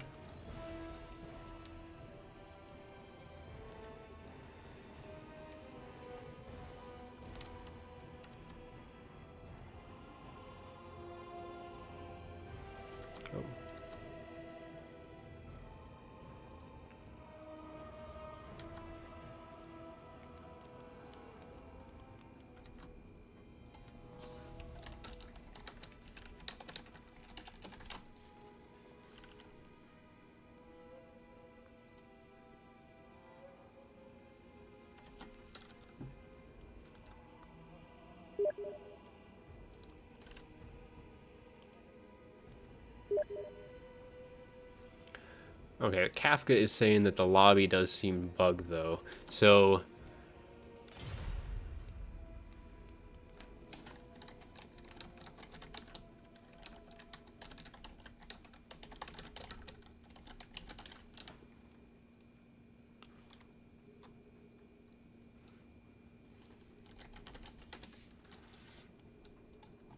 okay, so I can't even comment. So we're going to rehost the lobby.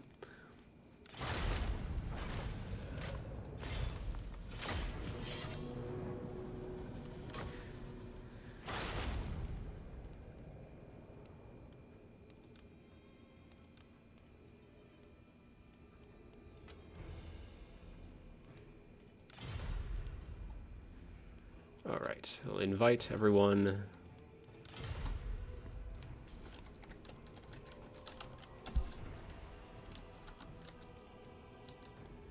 Oh, Kafka dropped again.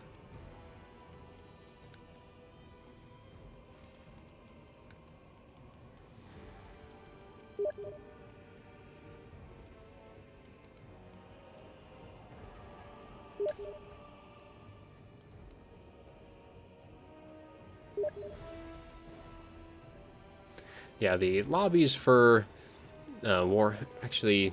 Okay, so Orion's back in. So we have just Satsuma's in.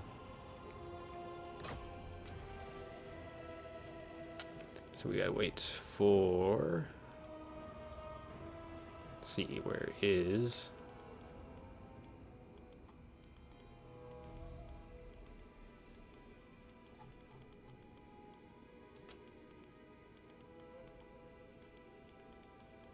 Alright, looks like everyone is joined back in anyways. Here, we'll...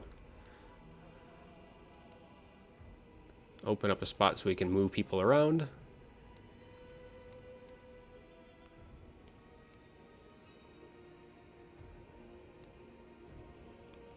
Oh, where did the tank drop now too?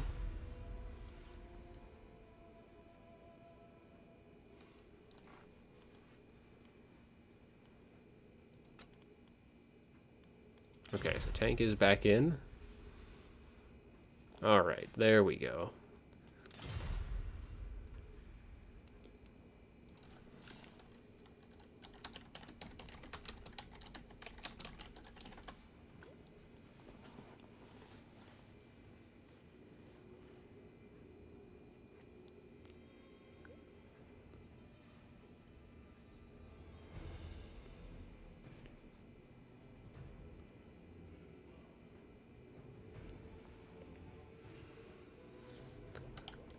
Oh, right. Have to reset the funds. There we go.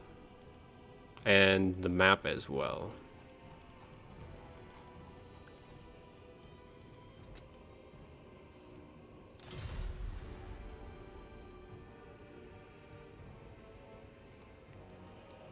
Alright.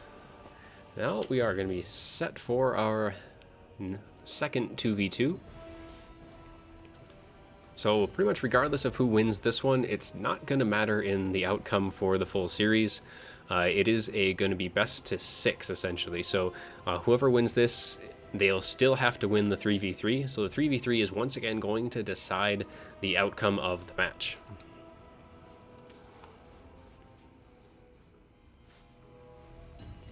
Oh, and we have lost Crabbling.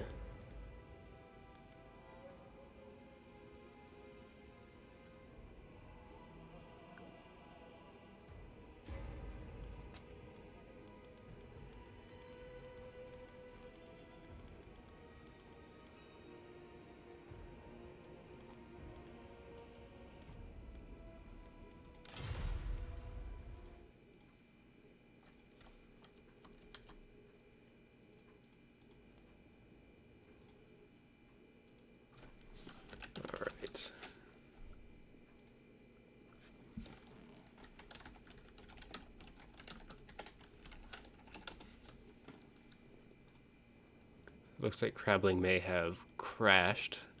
So I think regardless of if hopefully we're able to get this lobby to get going. Otherwise, for the next 3v3 lobby, we're going to probably give a nice little refresh to the system, make sure everything gets cleared out so we don't have these issues for the next set.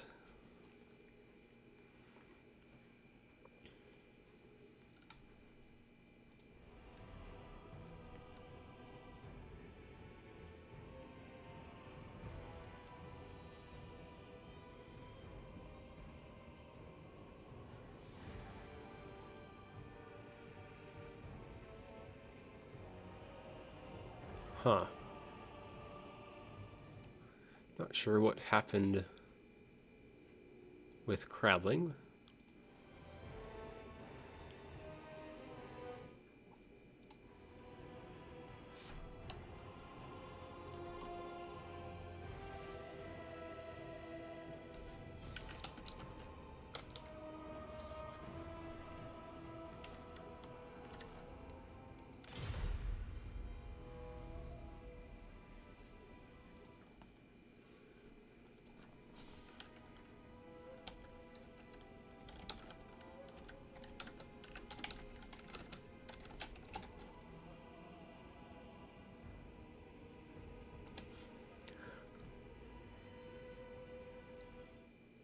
It's saying he's offline on Discord.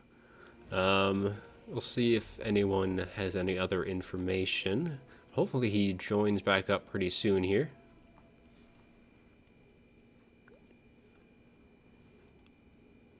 Seems like even Orion doesn't know what happened exactly, because it says he's...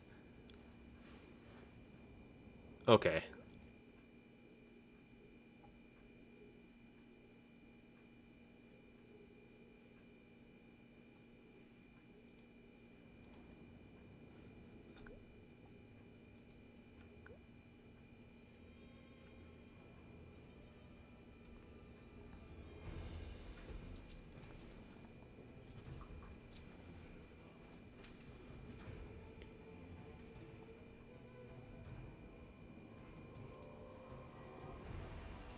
Oh, hopefully Crabling is able to join back up pretty quick here.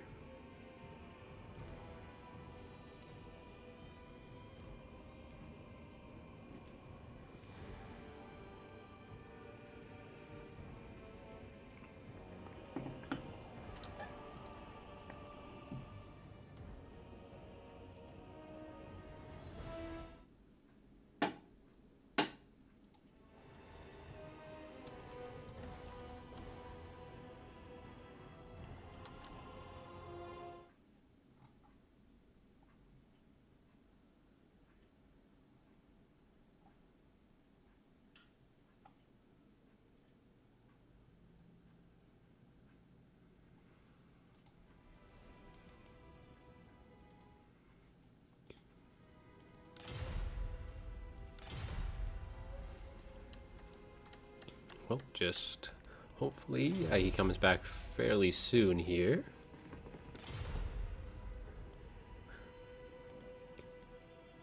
Otherwise, I hope you guys are all enjoying the battles so far. I've had some very good matches indeed. Some pretty hectic ones as well.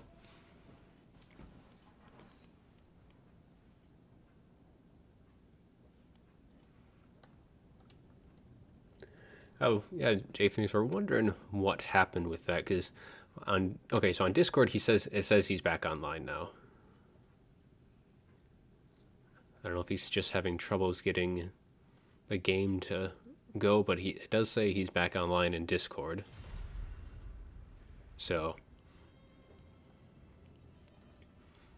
might have been some internet problems or something with the computer, but hopefully those problems aren't going to persist anymore, and he shouldn't have any problems in the match.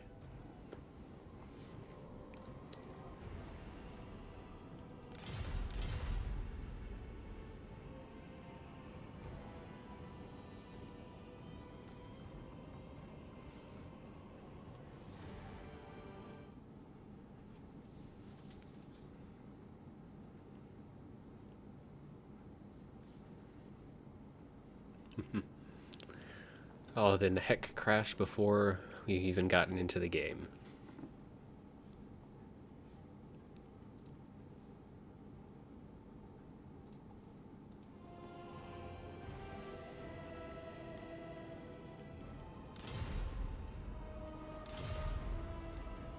There he is. Alright, we are back. Make sure everyone else is still here.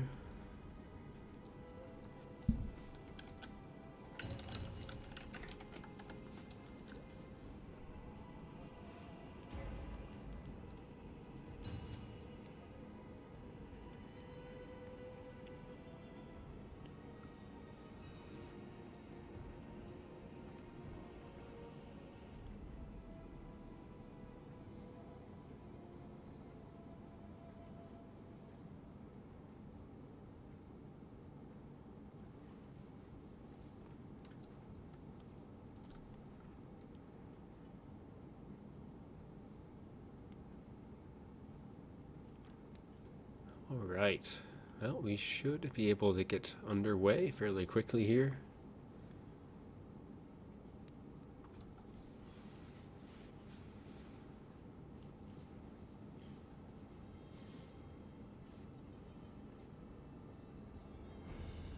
So both Kafka and Vicious Satsuma are ready to go. Just waiting on Tank and Crabling. And hopefully everyone's connections persist throughout this. And yeah, regardless which, we will be rehosting for the 3v3 to hopefully get rid of any of the reoccurring problems that we've been having. So Crabling is ready to go. Tank should be as well.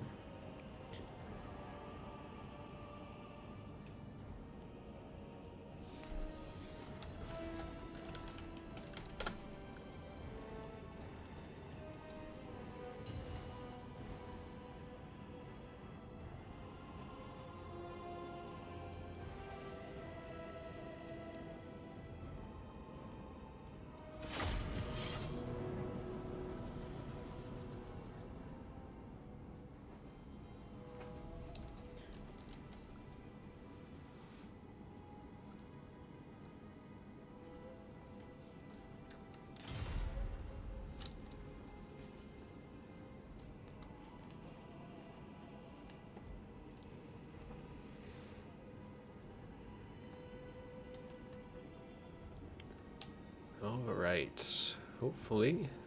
Tank readies up in just a second. Okay, there he goes.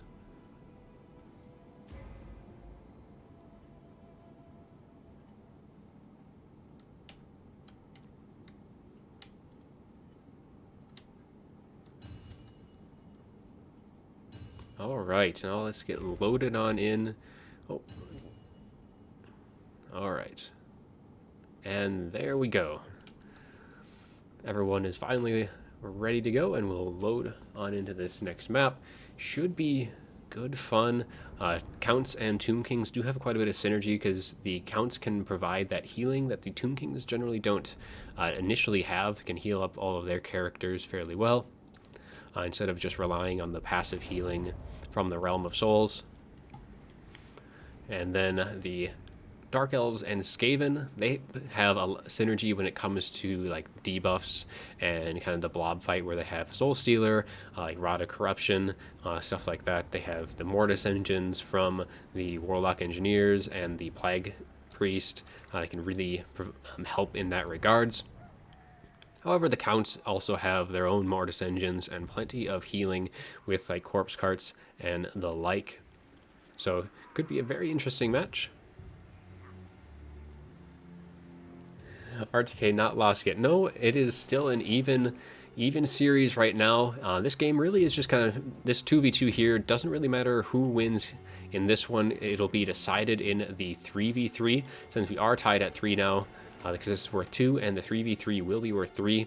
Now for the Dark Elves and Skaven forces, we have quite a few troops on the field. Actually heavily outnumbering what the Counts and Tomb Kings have brought, but there is triple Reaper bolt throwers to really deal with any of the ranged forces. We do have a K-Knight Assassin with a Death Hag and Morathi herself, so a very much the blob fight going for the that the Dark Elves are going for, with some Witch Elves, so a couple of Dread Spears, some more Dread Spears on the far flank, and another 3 Witch Elves, actually. That's quite a few to be bringing here, though that will be able to provide a lot of control in that fight, rampaging. Hopefully the idea there is to rampage like pretty much all of that front line, any of the big targets that come in, for example Blood Knights.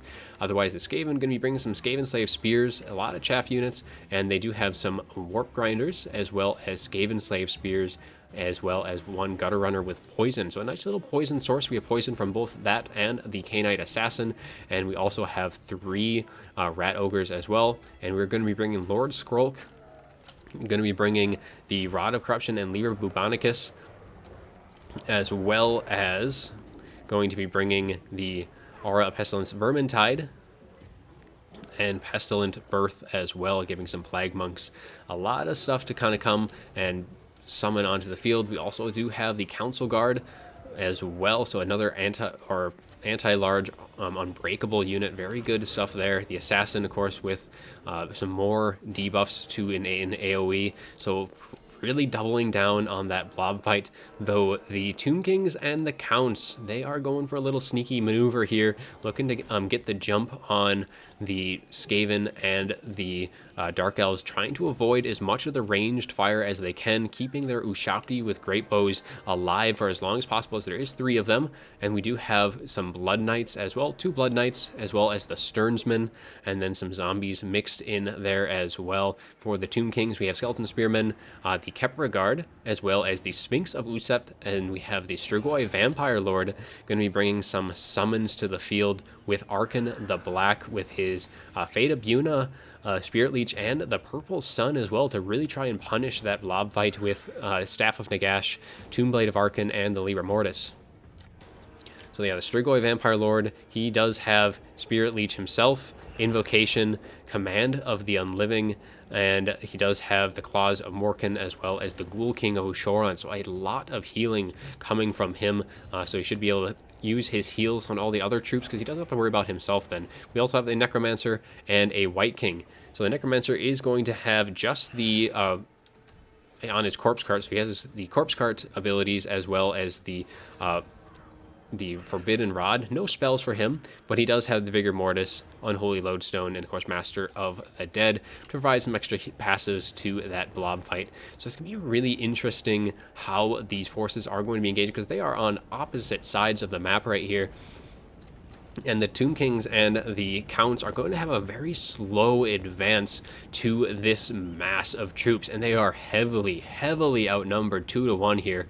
So I don't know if the 2 Blood Knights are going to be enough to really punish that, though the Chosen of the Gods with the other 2 Ushapti Greatbows can do a lot of work themselves, though they don't really have any good targets from the Dark Elves or Skaven. They can go after some of the Lords, potentially try and go for the Reaper Bolt Throwers, but I don't think they're going to be able to.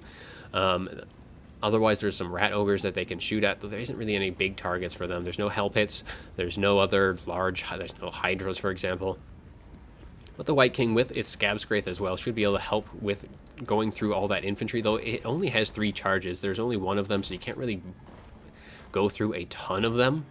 A ton of the chaff units with just 3 casts, especially when there's so many on the Dark Elf side.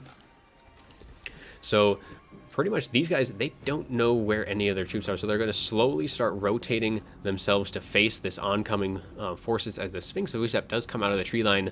So the Tomb Kings and the Counts will have to advance through open terrain at this point to close the distance as best they can, because the Reaper Bolt Throwers will outrange those Ushapti, though the Ushapti are going to be kind of pulling forward by the looks of things, looking to maybe get some fire in as quickly as they can, though they are just a little faster than the rest of the troops.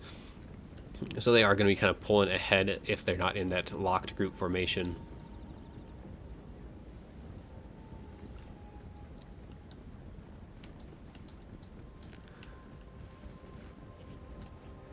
So there is 2 uses of the Spirit Leech, though, for the Counts and the Tomb King. So they very much can just kind of go for the whole, try and focus down some of the characters for the, for example, Marathi, Lord Skrulk, but now the Reaper Bolt Throwers are starting to open up into these Ushapti, and they should be able to do quite a bit of damage to them, though the Ushapti trying to kind of dodge shots as best they can, getting kind of into these trees here to hopefully obstruct as many of the shots as can. These Gutter Runners with poison looking to try and screen out the Strigoi Vampire Lord as best that they can, to allow for the rest of the fire from the Reaper Bolt Throwers to do the work against the Ushapti. But yeah, both the Archon and the Strigoi Vampire Lord kind of moving forward. I do think that we are looking to get some of those Spirit Leeches casted, though I'm not sure which target is going to be looking to cast them on. There's plenty of targets, though it looks like he is going to be going for Lord Skrulk. So Lord Skrulk's going to have to be very careful, because that looks like that's going to be the game plan for the Counts and Tomb Kings, is to just nuke down Skrulk at this point. So there's 1 Spirit Leech down, and this Strigoi Vampire Lord is probably looking to cast the next one as soon as this one wears out. So we'll keep an eye on that. Now, the Reaper Bolt Throwers have been taking some damage to the crew as the Chosen of the Gods is firing in, doing some good damage, but hasn't been able to eliminate any of the artillery models yet. And the Reaper Bolt Throwers are now actually looking to be targeting Archon by the looks of things, and instead of focusing on those Chosen of the Gods. And oh, a nice little purple sun going to be casted right into the middle of this formation. I mean, it's just going to be on the Reaper Bolt Throwers. I think they're trying to deal with them as quickly as we can. We do have a summon of Crypt Ghouls as well, looking to try and break them, though there is the Warp Grinders here to shut them down with their snare. But a nice charge of that Purple Sun going right through the Council Guard, and that is a lot of damage going their way. That's 50% of their HP and counting. That is a ton of damage, a very nice cast there. Unfortunate for the Skaven with the pathing through that, though another Spirit Leech going down on top of Lord Skrulk, really looking to punish that as best they can. And the Tomb Kings and the Counts are slowly coming forward, but allowing the ranged units of the Ushapti to fire in as best they can, and then do as much damage with the Spirit Leeches as possible to Lord Skrulk. Though the Strigoi Vampire Lord taking some damage himself, though he does have a ton of healing available to him, as he does use one of the Ghoul Kings of Ushoran, so he is getting 1500 HP back with just that. And Lord Skrulk already down to 50% with another Spirit Leech casted on him, as he is just getting whittled down bit by bit. And it looks like that was the game plan for the match, is to whittle him down, or at least one of the characters down. So it's either him or Marathi would have been the best targets there. One of the Reaper Bolt throwers has been routed off, the other one taking a bit of damage, but they still have 6 artillery pieces still on the field. And the Ushapti are using, they still have a ton of ammo left. Looks like they have been trying to target the Reaper Bolt throwers, routing off a second one. Now, they both should be coming back in this fight, and that Strigoi Vampire Lord up to his full HP, as the rest of the units do slowly start to bring the engagement forward. Is that Marathi with that Sphinx of Usept? I think you got a little bit ahead of herself there, as that is not where she wants to be. She does not want to be so far forward with the Sphinx of Usept. I think she was trying to get potentially a nice little Soul Stealer down, but things not looking so hot for the Dark Elves and Skaven, as just the sniping from the Arkan and the Strigoi Vampire are doing very good. And there is another Spirit Leech, as they are just doubling down on him, though a nice Soul Stealer going to be going down right here, clipping Blood Knights, the Sphinx of Usept, and the Kepra Guard.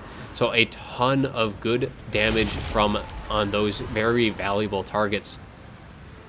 Though the third Reaper Bolt thrower has been routed off, though one of the crew from the other has returned, and they should be able to get on the other units. And another Spirit Leech dropped onto Lord Skrolk, as I think he is probably just 1 or 2 Spirit Leeches away from death. Another one may even just cause him to rout, as the Libra Mortis does go down onto this blob of infantry here, as they do try and repel as best they can. Then we just have a summons going down, and there's just not a whole lot of engagement from the Tomb Kings and Counts just yet. Really just kind of spamming the summons and allowing the Strigoi Vampire Lord to fly overhead, because the Skaven don't really have anything to really push him away. Maybe one unit of Giselles or a rattling gun would have been able to keep him honest and make sure that he didn't get too close to the engagement. We do have a summons by the looks of things coming down right here. Could be a zombie summons or potentially a Clan Rat or Plague Monk summons right here. Well, it does look like it is from Skrolk, so we do get to apply some Plague Monks into the fight here to help with that frontline engagement, as they are fairly good damage dealers. Though we have the Death Hag, Marathi, and I believe the Canine Assassin should be somewhere nearby. He is back here providing a little bit of ranged poison damage, but that will really bog down this frontal engagement. As we take a look at kind of their zero melee attack, 0 melee defense, and we're just dragging down this front line with those debuffs from Marathi and that Death Hag. And there is Skrolk, so very low. He's using his Rod of Corruption right now to try and get as much damage as he can, but he is going to be going down very, very quickly, and it's only a matter of time for him. The Ushapti definitely going to be alive and well in the late game. The Reaper Bolt throwers just not enough to really deal with them, and things are not looking so hot for the Dark Elves and Skaven forces. We do have the Warp Grinders using their snare to hold things down as best they can and provide a little bit of extra damage. But things, not looking so good. We have some breaks on this flank here. Not a whole lot left on the kind of the outskirts, as summons of Crypt Ghouls from the Strigoi Vampire Lord continuing to bog things down, though the Murderous Prowess does go off for the Dark Elves, providing them a little bit of extra support. The Witch Elves are rampaging quite a few units on the front line, though it is pretty much just zombies right now, and that's really not going to be really any benefit there. Though they have rampaged the Kepra Guard, and they are taking a ton of, just look at all the stacks on there. There's a Soul Stealer, Web of Shadows, everything just going down. Lord Skrolk surprisingly still alive right now, though that probably won't last too long. It's only a matter of time until the Winds of Magic are free for one more Spirit Leech, and there it goes, and that will be it for Skrolk, as that final Spirit Leech will finish him off.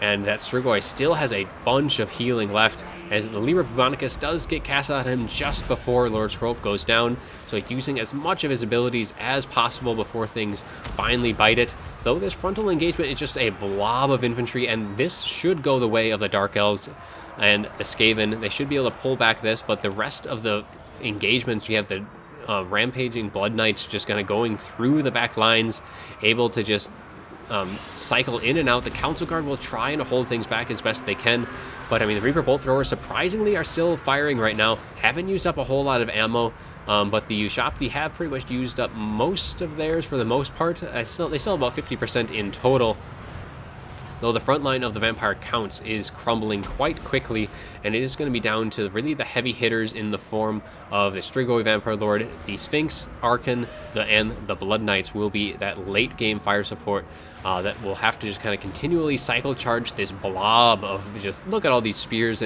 but a Purple Sun, which I do know that the Strigoi, or actually that Archon has, can do a ton of damage, and it looks like we have a Breath Attack as well, just doing a good amount of damage there, not as a huge amount, but as like a dragon would, but still doing a lot of damage to this very blobbed up group of infantry.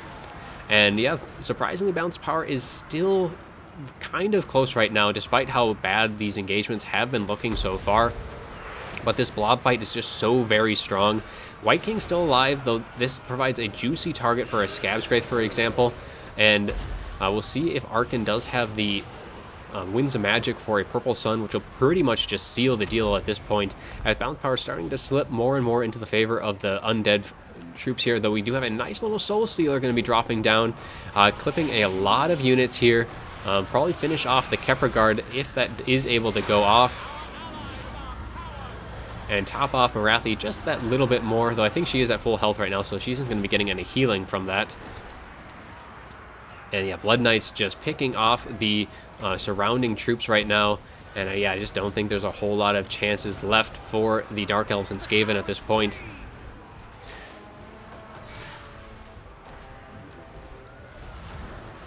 Yeah, Strigoi Vampire Lord able to pull off those Rat Ogres. He does have Assassin's Trophy on, but then he does also have Claws of Morkane and the Opal Amulet. So really just a kind of a wasted cast there. I mean, the Assassin's so far away anyways. And now the Sphinx of Usept is going to be dealing with the last of these Rat Ogres over here, trying to shut down the Ushapti. But yeah, the Ushapti just have free reign to fire wherever they want. Witch Elves have been able to rampage one unit, though they'll be paying the toll anyways, and they'll be routing themselves fairly soon. And yeah, this blob of infantry as the spears and Witch Elves slowly get pulled off one by one. And as they get pulled off, there's plenty of mobility for the Blood Knights to just make sure that they don't come back. And yeah, at this point, I don't think there's much of a chance. I mean, the White King's going to be going down, potentially the Necromancer as well. Here comes a Breath Attack doing a ton of damage to that Assassin, almost 50% health. And there is that Ushapti summons as well in the back line, going to be causing some more penalties, as the Sphinx of Usept now is just engaging with, I believe there was the Assassin, but I don't see where he has gone, if he already died. And yeah, things not going well at all for the Dark Elves and Skaven. Blood Knights still very, very healthy. This unit has taken quite a bit of damage, but at this point I don't think that matters too much. Dreadspear's trying to chase after the Blood Knights, but they have pushed off those rear bolt throwers. And even though, I mean, the Necromancer's rampaged, but yeah, things not looking so hot.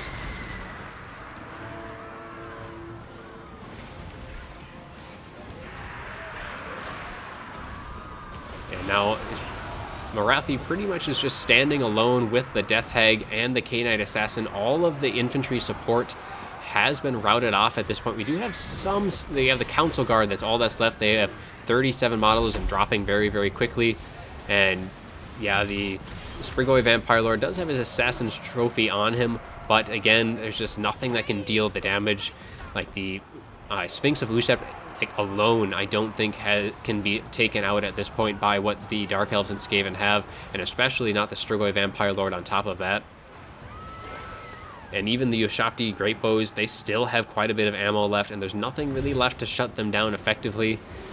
Archon's still at full health as well.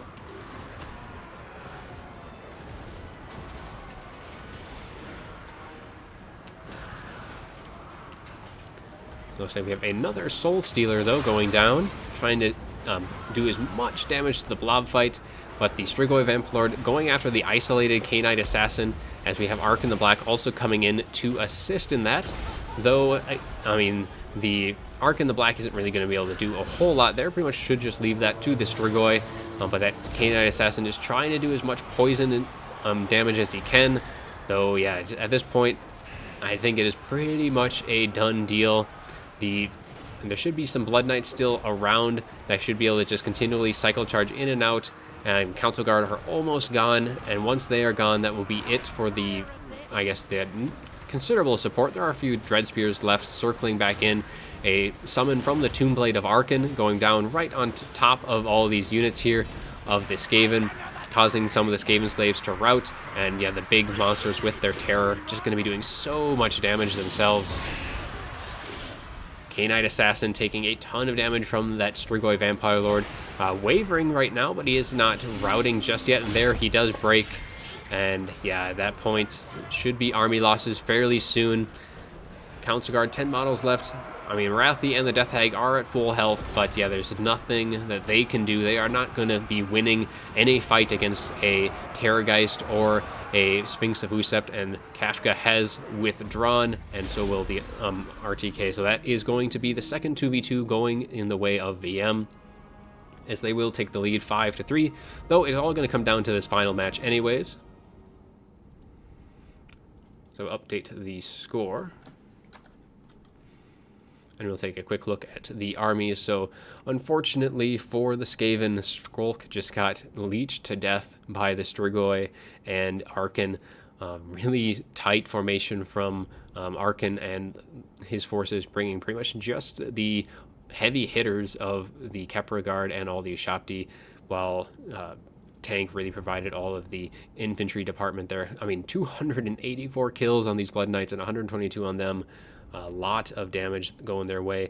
Wrathy doing a decent amount of work, but yeah, the Reaper Bolt Throwers unfortunately could not get their shots off on the big targets. They were taken out of the game too quickly.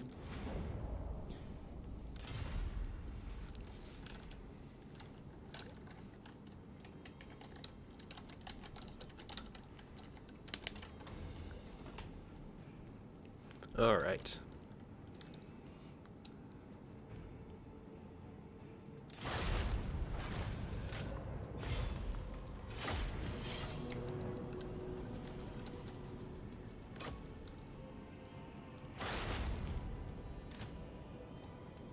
Oops, wrong one.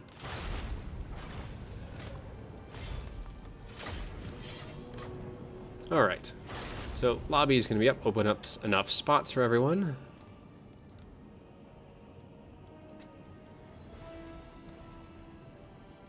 Wait for Orion to join. And then I can drop one spectator slot and open up, because apparently you can't join if there's one spectator slot.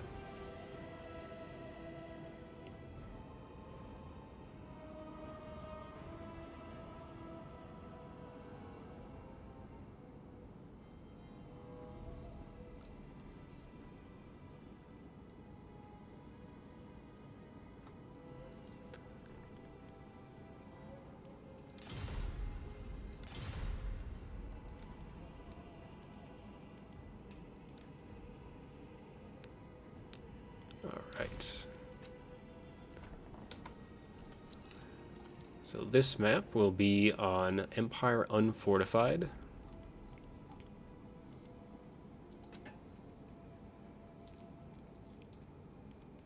So you got a little bit of an obstruction in the middle, which will generally deter some of the ranged firepower, though in this match it's still a very, very large map.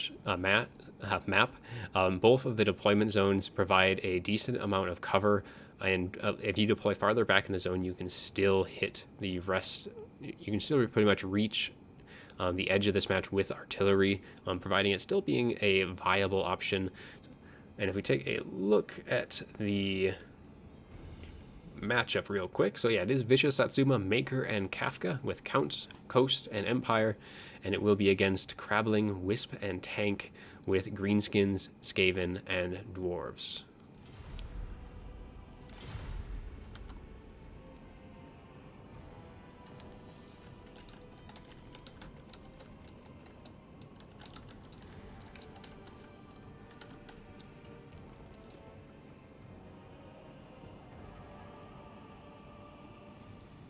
All right, and this will be the final match of the day.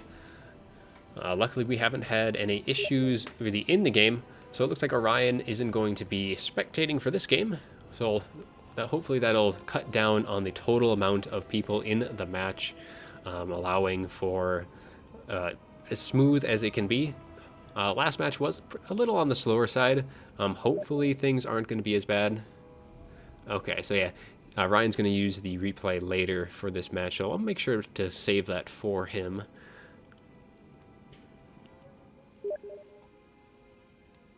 So we don't need any spectator slots then.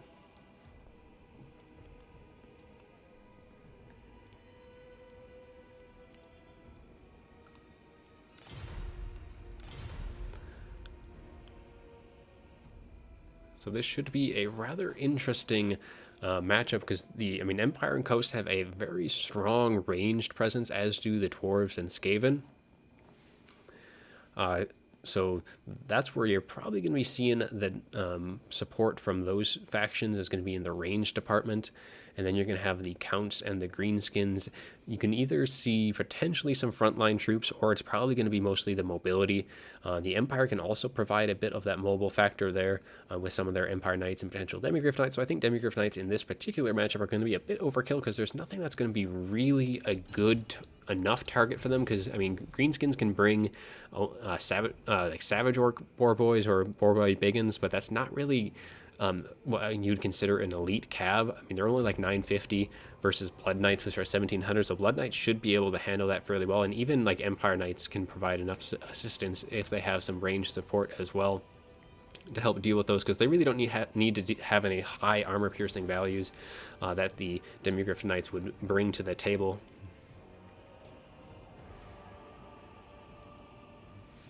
But regardless, it should be quite an interesting match. We'll see how things shape up.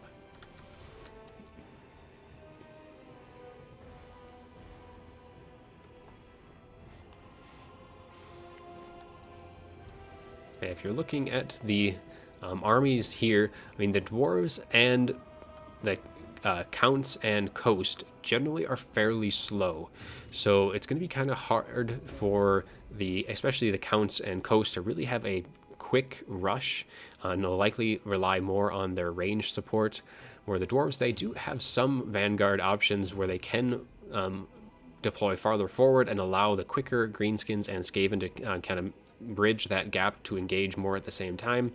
Though we'll see how things are going to be shaking out in this match. It should be pretty crazy, and we'll see. Hopefully everyone's computers are able to handle it, and hopefully the lag isn't so bad. Otherwise, I can just pull the replay at a later time, and we can watch it at that point if it is too bad. But we will struggle through it here, regardless of how it is. And I hope you all are enjoying the series. This is the finale, and I'll pull back that screen blocker as the players here are pretty much all readied up, or at least it looks like VM is ready to go. And I'll see if Maker, Kafka, and Vicious Satsuma are also ready to rumble.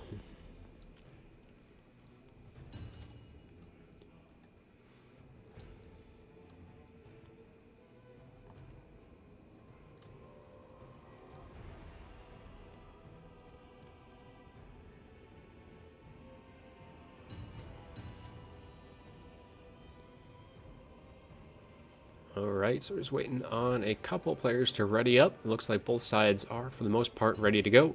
VM has all set, and now we're just waiting on Vicious Satsuma.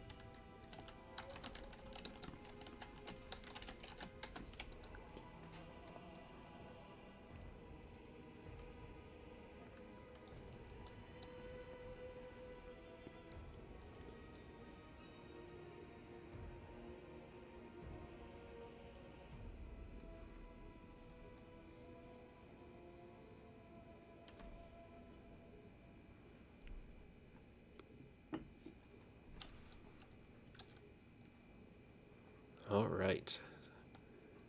Come on, Satsuma. Waiting on you.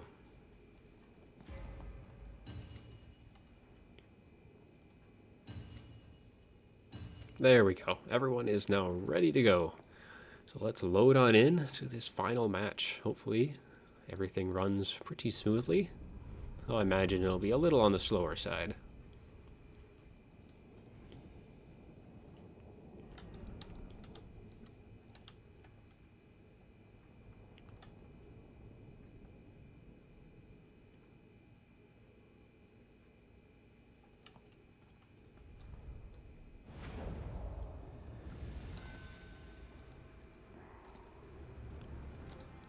All right.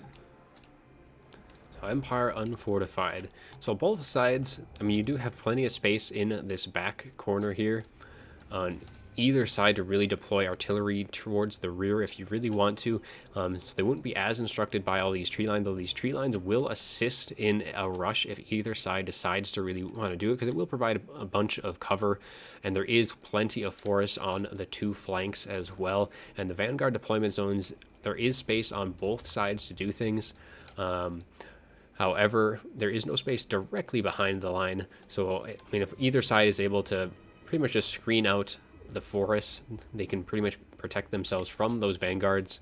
Otherwise, yeah, it's going to be fairly interesting to see. It looks like both sides have loaded in, so it doesn't look like it's going to be too bad for lag based on those loading times. If we take a look at the armies, though, about 2,700 for each side, pretty even on the numbers department.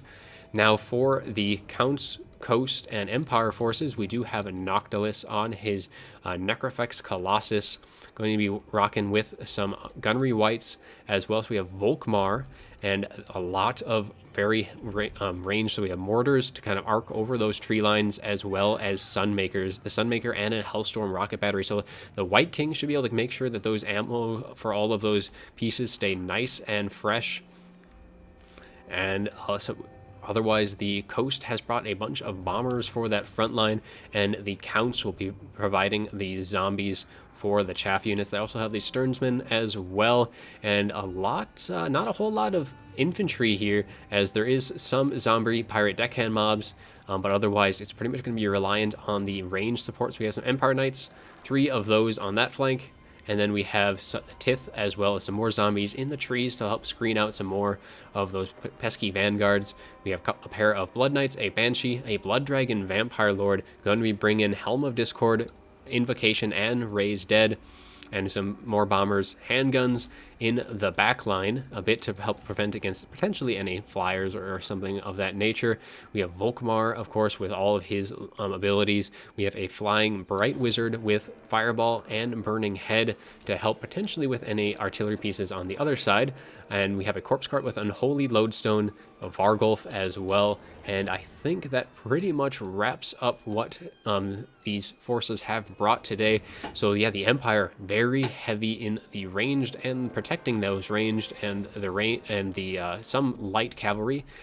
The Counts are going to be providing some of the front line, and the Coast will be providing a lot of the chaff clearing as well. Now for the Skaven, Greenskins, and Dawi, we have some Night Runners with slings in the front vanguard, as well as some more vanguarded troops with some Night Goblins, some more Night Runners, some Night Goblins as well, and the Uthar's Raiders as well. Great weapons, some decent against large targets, but otherwise they are going to be sitting back in their zone, but they don't have any very long range. They will be moving up, so it's Clan Rats with some Skaven Slaves mixed in. We do have Stone Trolls as well, 3 of those for that front line. They don't have any super valuable targets, so they will do well against Cav. There are some Grudge Throwers as well, kind of in that front as well. They actually have quite a bit of range department. They have Grudge Throwers, Hammer of Gork, Goblin Rock Climbers, and more Grudge Throwers. So a lot of catapults on the field. So retract that previous statement. They are going heavy on the range and the avalanche mortars. This is going to be rain and purple rain, as it's going to be very damaging to any blobbed up fight, and they should just delete some of the very expensive forces. Like the Sternsmen will suffer very severely against that, and they'll help kind of deal with some of the handgunners and stuff like that. We also have the Warp Grinders, the Grayseer of Plague, going to help kind of break or just wear down that front line, and we have Thunderers, Quarrelers, and just some cannons as well. What are they shooting at? What are the cannons shooting at? Did they manually just fire into Thorgrim there? Well, I guess some early target practice to start things off. I'm not really sure why they fired into Thorgrim, but a little handicap to start the battle off. Though it looks like the Night Runners have taken quite a bit of damage already from some opening salvos, as the Sunmaker does open up and fire in. Going through the trees, doing a decent amount of damage, though I don't think that's necessarily the best use of their ammo, though they do have plenty of reserves with the Gunnery Wights to assist them. And we also have Wurzag as well for the Greenskins Lord as a Night Goblin Shaman as well, with, it looks like, I'm not familiar with that one ability that he has. So Night Shroud, interesting choice there, bringing stock and Unspottable as its only spell, as well as the Wand of Jet. So pretty much just to increase the power reserves and stuff for the Greenskins. I mean, Wurzag is going to be bringing most of the spells with, look like Headbutt. Let me take a look at what else he has. So Brain Bursta, Fist of Gork, Foot of Gork, and Effigy if they get. So Foot of Gork could do a ton of damage against the Blood Knights if he gets a nice Effigy to get off on them. Otherwise, the rest of the forces are kind of... Okay, so the cannons are continuing to fire into Thorgrim. Does Thorgrim provide some kind of passive that would make this worthwhile to do? So disable if hit points is greater than 50% base, and he's getting map-wide melee attack, base weapon damage, charge bonus, and immune to psychology. So they're trying to get him below 50% HP for that map-wide immune to psychology. That is a very interesting choice to do there. So he's just going to sit back, allow those cannons to fire in on him. I have not seen anyone try to do that before, purposefully damage their lord to get him less than 50% so they can get that map wipe. That is a very interesting choice to do there, but I mean, it's very good though with a 3v3 match providing that map wide bonus. So that's going to be very advantageous for them. So they're just going to take their sweet time advancing here. And they're very slowly moving forward. The Goblobbers should all be getting in range fairly soon, though the Hellstorms are continuing to fire in on the troops here, as they are in range now of what looks to be the Thunderer, so they should be doing some decent work onto that unit. As the two volleys arc their way in. Some shots landing into these Grudge Throwers as well. But yeah, these Grudge Throwers should very soon be in range of the artillery. So if we look at the ranged, you can see their fields of fire here, as they are now in range of the mortars. So they will start to be firing in, and they should win that engagement. The mortars and the Hellstorms, unless they're able to rout the crews, aren't really going to be able to destroy models, and the Grudge Throwers should be able to do that, especially against the mortars and Hellstorm, because they don't really have that much HP per artillery piece in comparison. I mean, initially, the balance of power is in the favor of RTK, though I know that will not stay that way for long, as Thorgrim does get his map-wide ability off, as he is now below 50. The foe attacks are... So, some shots are starting to now rain in from the Grudge Throwers, as they are... looks like they are targeting the Sunmaker now, which is a very good target for them to fire at, especially now that the... we have Volkmar is using his Grand Shield of Faith, giving 22% damage resist to try and maintain the Sunmaker mortars and the Hellstorm rocket batteries as long as they can. Because, I mean, the shots are doing so much damage to these opposing forces here, as they just are raining in, are able to rout off the Hammer of Gork and do a ton of damage to it. Some more volleys should be able to start routing off some more of the grudge throwers, though there's just so many. I don't know if they're going to be able to rout them off in time, because if you can see, that health bar of that Sunmaker is taking quite a bit of damage, though I think it still has all of its artillery pellets. They have routed off the crew, and that is very dangerous, because that is... because if we look at them, they only have eight troops left, but they are very close to that white line, and they actually shatter. So that is it for the Sunmaker. They still have the Hellstorm and 2 mortars. But all these forces, they're just exchanging artillery fire at this point, and I think at this point, all the grudge throwers and goblobbers should be able to win that artillery duel. So I think the Coast Counts and Empire do realize that now and slowly start to move their troops forward. Now that's going to be a bit of a dangerous for them, because they're not really suited for an advance. We do have some Night Goblins kind of hiding in the tree lines, but these Empire Knights do, I think, spot them as they are angling their way towards them, and they should be able to push them off the field fairly easily, though there are some Stone Trolls in the coming towards the tree line, which could help them. But here comes some Fireball arcing its way in towards one of these artillery pieces. And it does make connection, and it does take out one of the models, so that will be nice if they can continue to spam those fireballs and deal with those troops while the Hellstorm continues to fire away, dealing as much damage as it can, trying to rout off more and more of the artillery crews, but there's just so many, and I just don't think that they're going to be able to push them off. And we do have the Avalanche Mortars waiting for the advance, because that little line, if we can find them, should be, there's so many firing arcs, should be around about this range here. So these troops should be getting in range fairly soon to that very heavy hitter.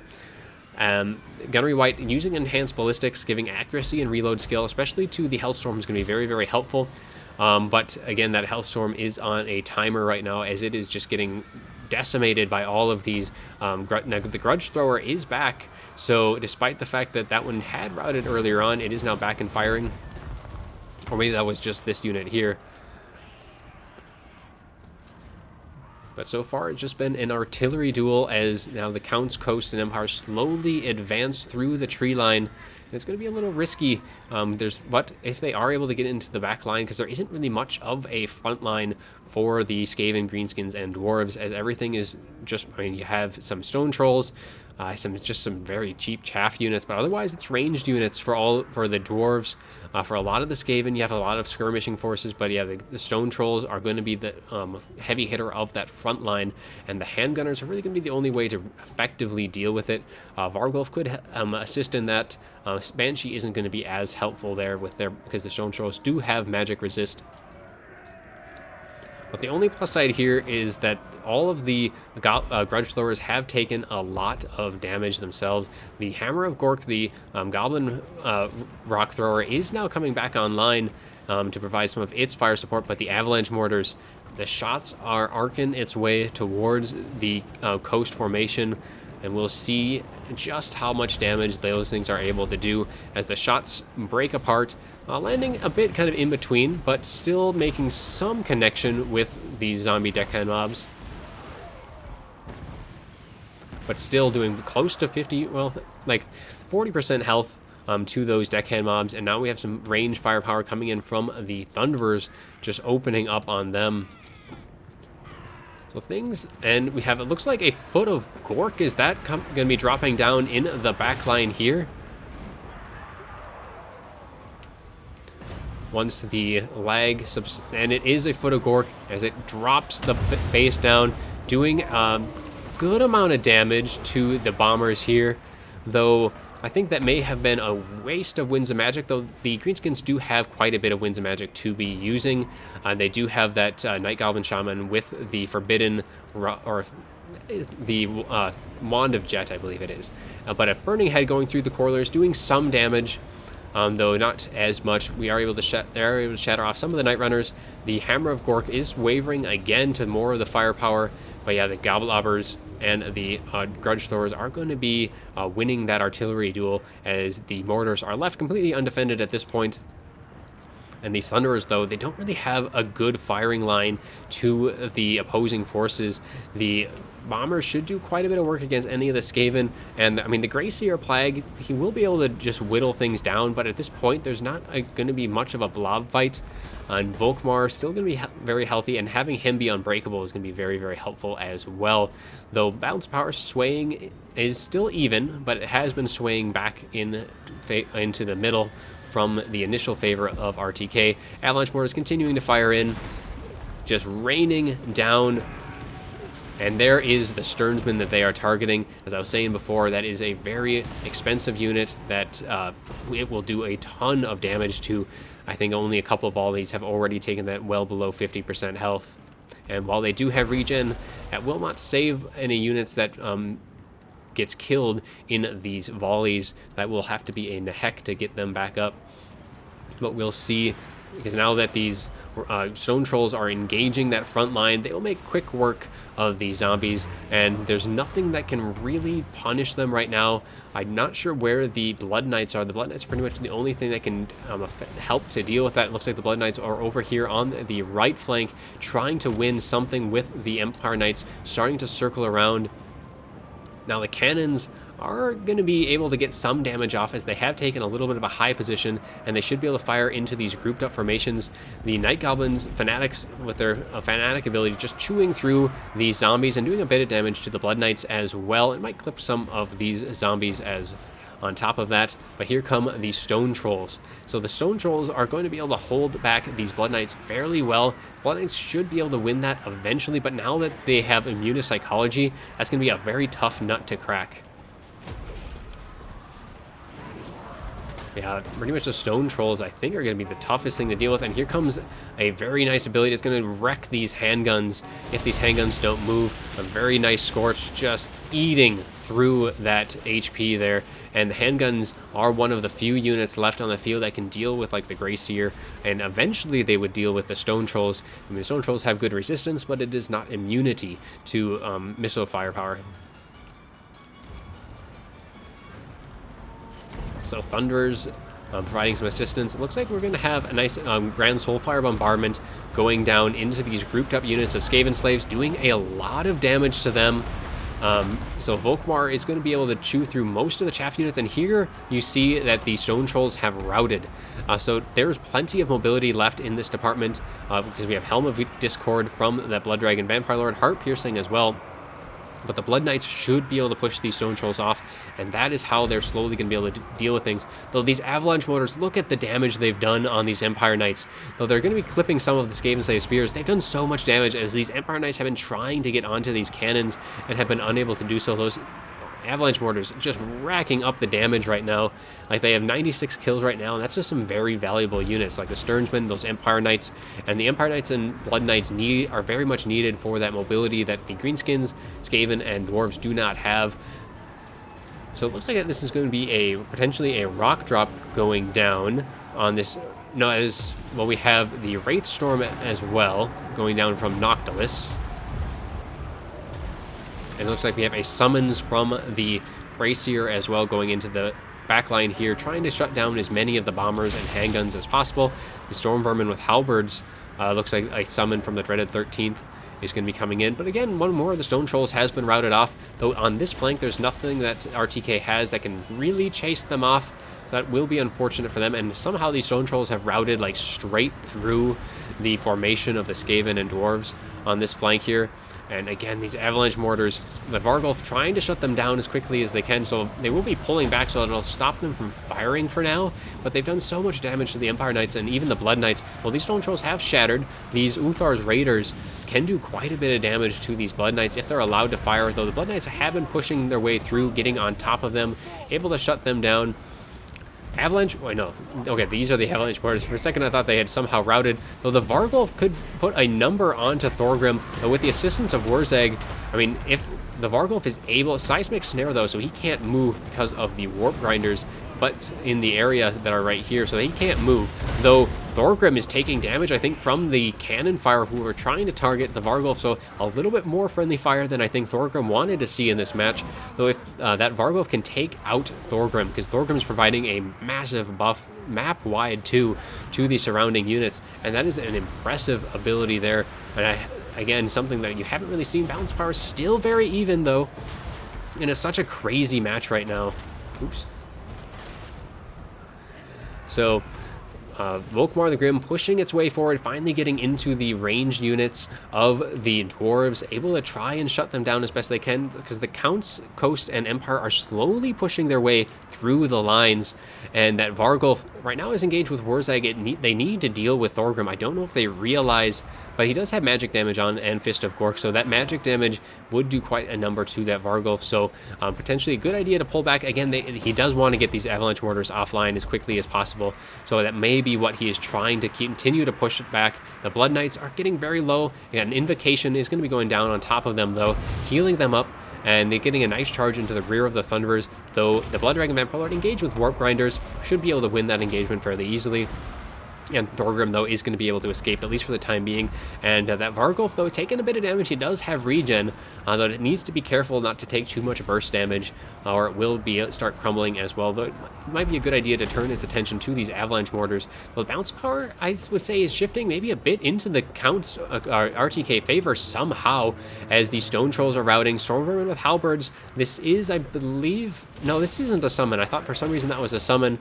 But they are taking quite a bit of damage and are going to be routing fairly soon. The Grey Seer, though, of Plague still doing strong, still standing tall, though the Corpse Cart is kind of running out of things to help it right now, as Count Noctis can only use so many summons, as the Gunnery Wight could potentially whittle down that Grey Seer as best it can. The Volkmar again slowly whittling down the artillery post, but it looks like a banishment trying to go down on top of these clan rats and stone trolls, though it is going to be a little delay, so if they could quickly cancel that, it might be a good idea. But it looks like it's going to be casted kind of in the middle of nowhere. Might potentially go on to these night runners, or potentially follow these clan rats, though that is going to be mostly a misattempt there. And finally, the Empire Knights have gotten onto the cannons.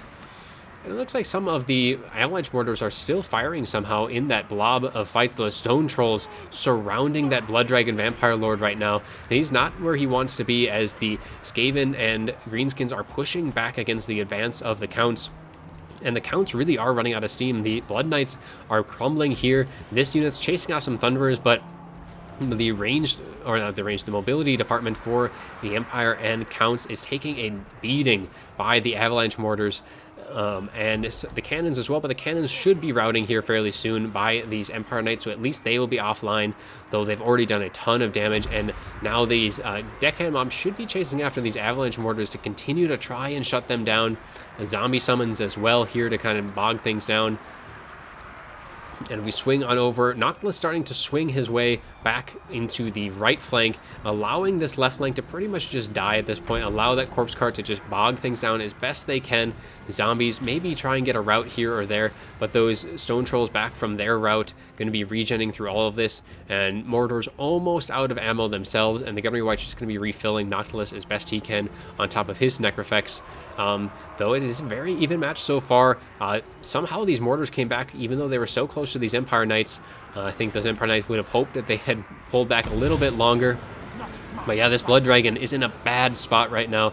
He does have his Helm of Discord popped and Invocation of Nehek, healing himself up, and trying to pull out as many of these units as possible. These Stone Trolls are going to do so much damage as we get another heal. Actually, on top of these Blood Knights, trying to keep things going as best they can. So a heal from both Noctilus and that Blood Dragon, trying to keep things going. And a nice shot raining in, but nothing really, not really a whole lot of good targets there. Thunderers still open to fire now, as they are going to be targeting. Looks like they're targeting the Empire Knights here, who they are able to rout off, and these cannons are going to be getting back onto their artillery pieces, and they will be able to resume firing on top of the Vargulf. And the Vargulf is doing quite a bit of damage, though we do have a spell coming down here. I'm not really sure which... Okay, so that's a Grand Soul Fire from Volkmar there, hoping to clean out as much of this, and these Stone Trolls are wavering right now, and they do rout. So finally those Stone Trolls able to rout the Blood Dragon Vampire Lord back up to full health from those invocations.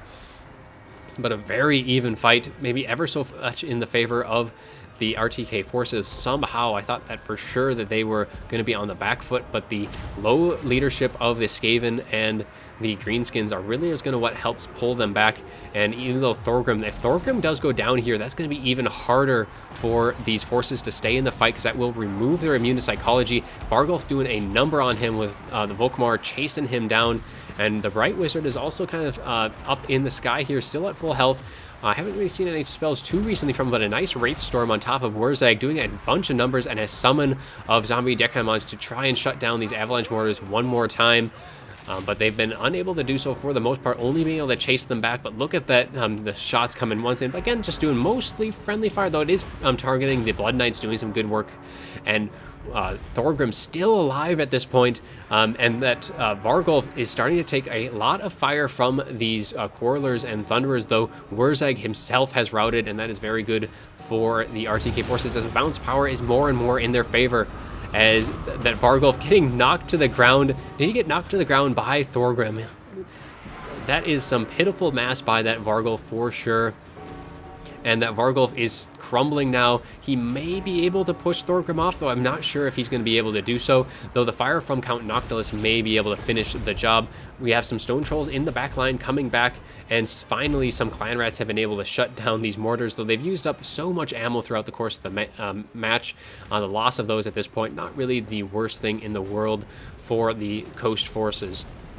The Warp Grinders using their snare ability to hold things down as best they can, keep Volkmar, and we have another spell coming in. Looks like that is the dreaded 13th by...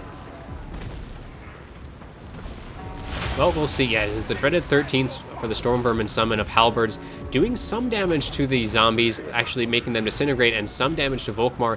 Now, having all those Storm Vermin there, Volkmar is going to want to continue trying to push his way in to get Thorgrim down.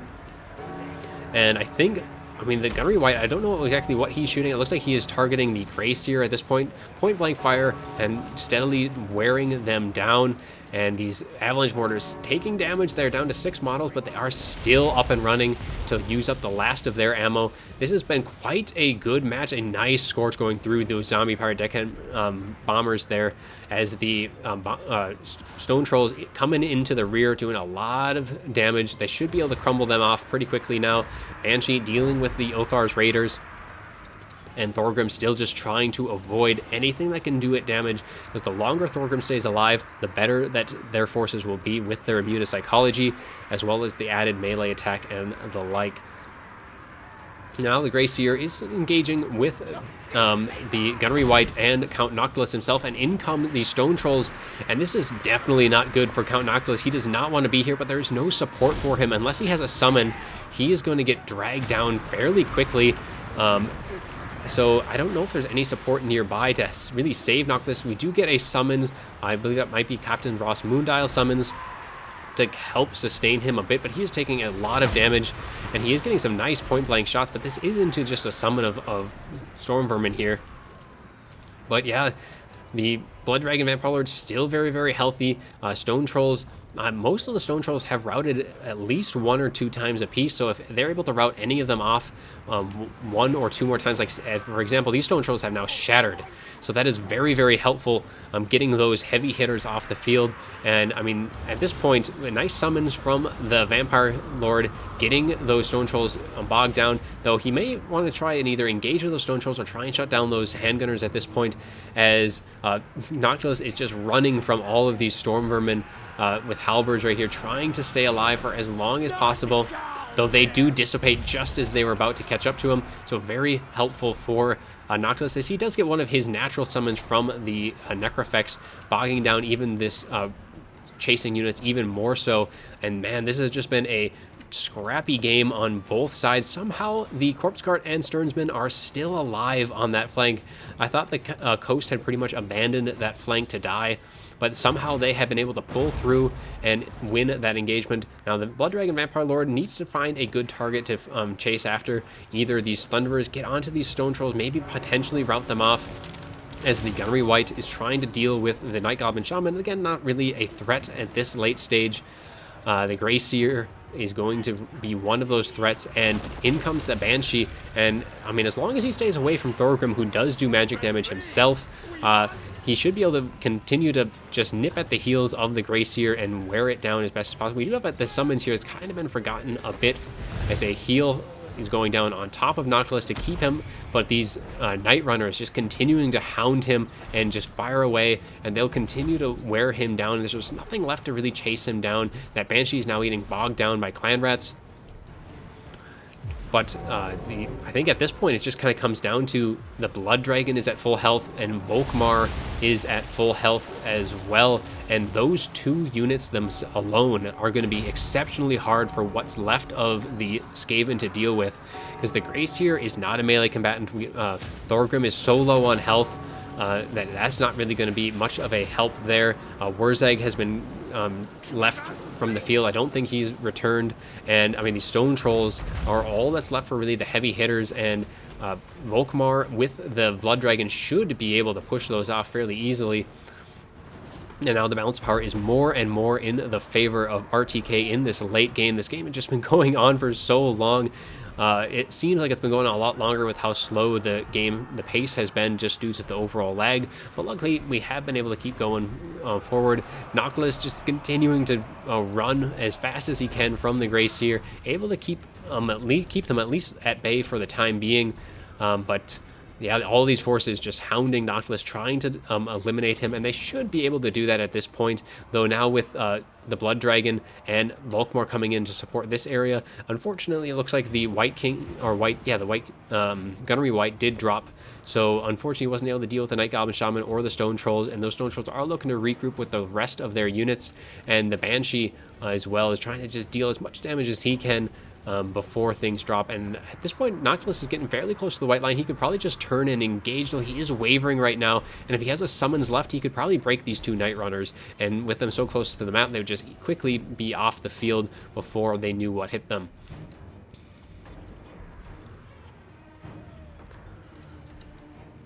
So yeah, at this point, it's both sides just trying to eliminate the low-hanging fruit on the field. We do have some Thunderers in the back line with a little bit of ammo left. They should be able to do some damage either to the Corpse Cart or the Stearnsmen, but some units are starting to rout across the field just from general exhaustion. And that is one thing that the Counts and Volkmar are not going to have to worry about, though it does look like, yeah, Count Noctilus is going to be going down. At this point, should probably just try and deal as much damage as he can. He might be able to route things off if he does engage, though the Stone Trolls will surely be the end of him, and I don't even know if the Banshee is going to be able to escape this at this point. Though at this point, I don't know if it necessarily matters, because Volkmar and the Blood Dragon Vampire Lord are at very high health at this point, and it's going to be very hard for what's left to deal with them. As I said, the Stone Trolls are like all that's left that can deal enough damage to potentially take them down. They might be able to take down Volkmar with the Stone Trolls, though I think just their low leadership in general might not be enough to really sustain that, and because Volkmar will have Soulfires and all that stuff able to cast.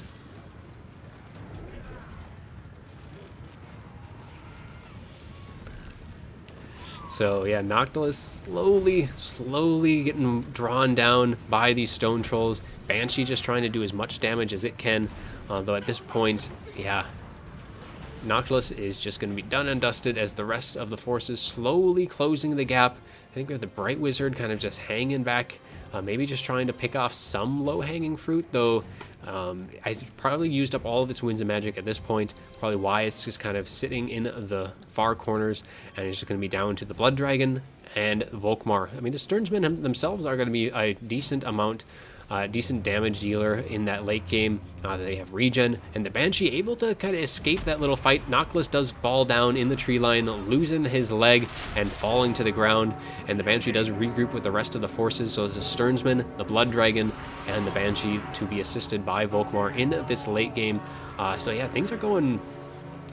yeah, it's very close match still, though the bounce power is in the favor of the RTK as they are going to try and dodge this Scorch. See, and oh, that was a beautiful cast.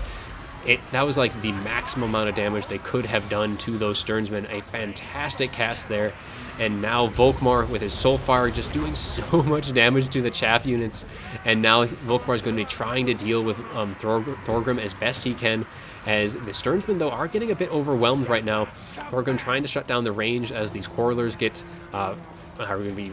should be terrified here, but they do have immune to psychology still from Thorgrim, so they will not be terrified, but they still will rout here. And now Volkmar is going to try and...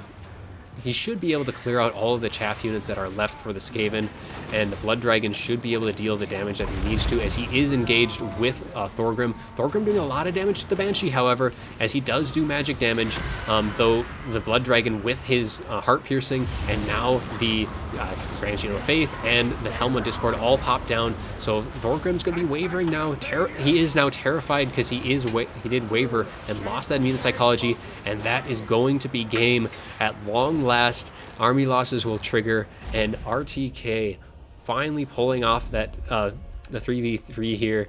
I did not think they were going to win it, especially with losing that ranged battle so handedly by all of the ranging. But I mean, the Stone Trolls, they still suffered from that Stone Troll fault of having that low leadership. But all these grudge throwers just able to tear apart the Hellstorms as best they can, and the Avalanche Mortars as well, doing so much damage, especially to the cavalry of like the Empire Knights and the Blood Knights. They did so much damage to them, but they were just relentlessly got chased by summons throughout the course of the match by the Counts and the Coast forces. And yeah, the Blood Knights still doing a whole lot of damage, and that was so interesting though for Tank firing at Thorgrim early on, allowing that map wide to be popped so early, and it definitely helped them a lot in that battle. But such a good match, so fun. So GG, well played to all. So we'll update the score to show the final 6-5 in RTK's favor, pulling it out with that 3v3 battle. Just such a good set of games today. It looks like the lobby may have been bugged out anyways because I can't respond again. But yeah, so many good battles today. That was so much fun streaming all of these, playing in it. Great job to VM and everyone who participated in it. It was, yeah, just so many great games today. And yeah, that should be all that I have for you today, unless anyone else has anything else to say in chat. That is going to be all for that I have for you all today. And yeah, again, thank you all for staying tuned throughout the course of the battle. I hope you all enjoyed all of the fights. I know I did.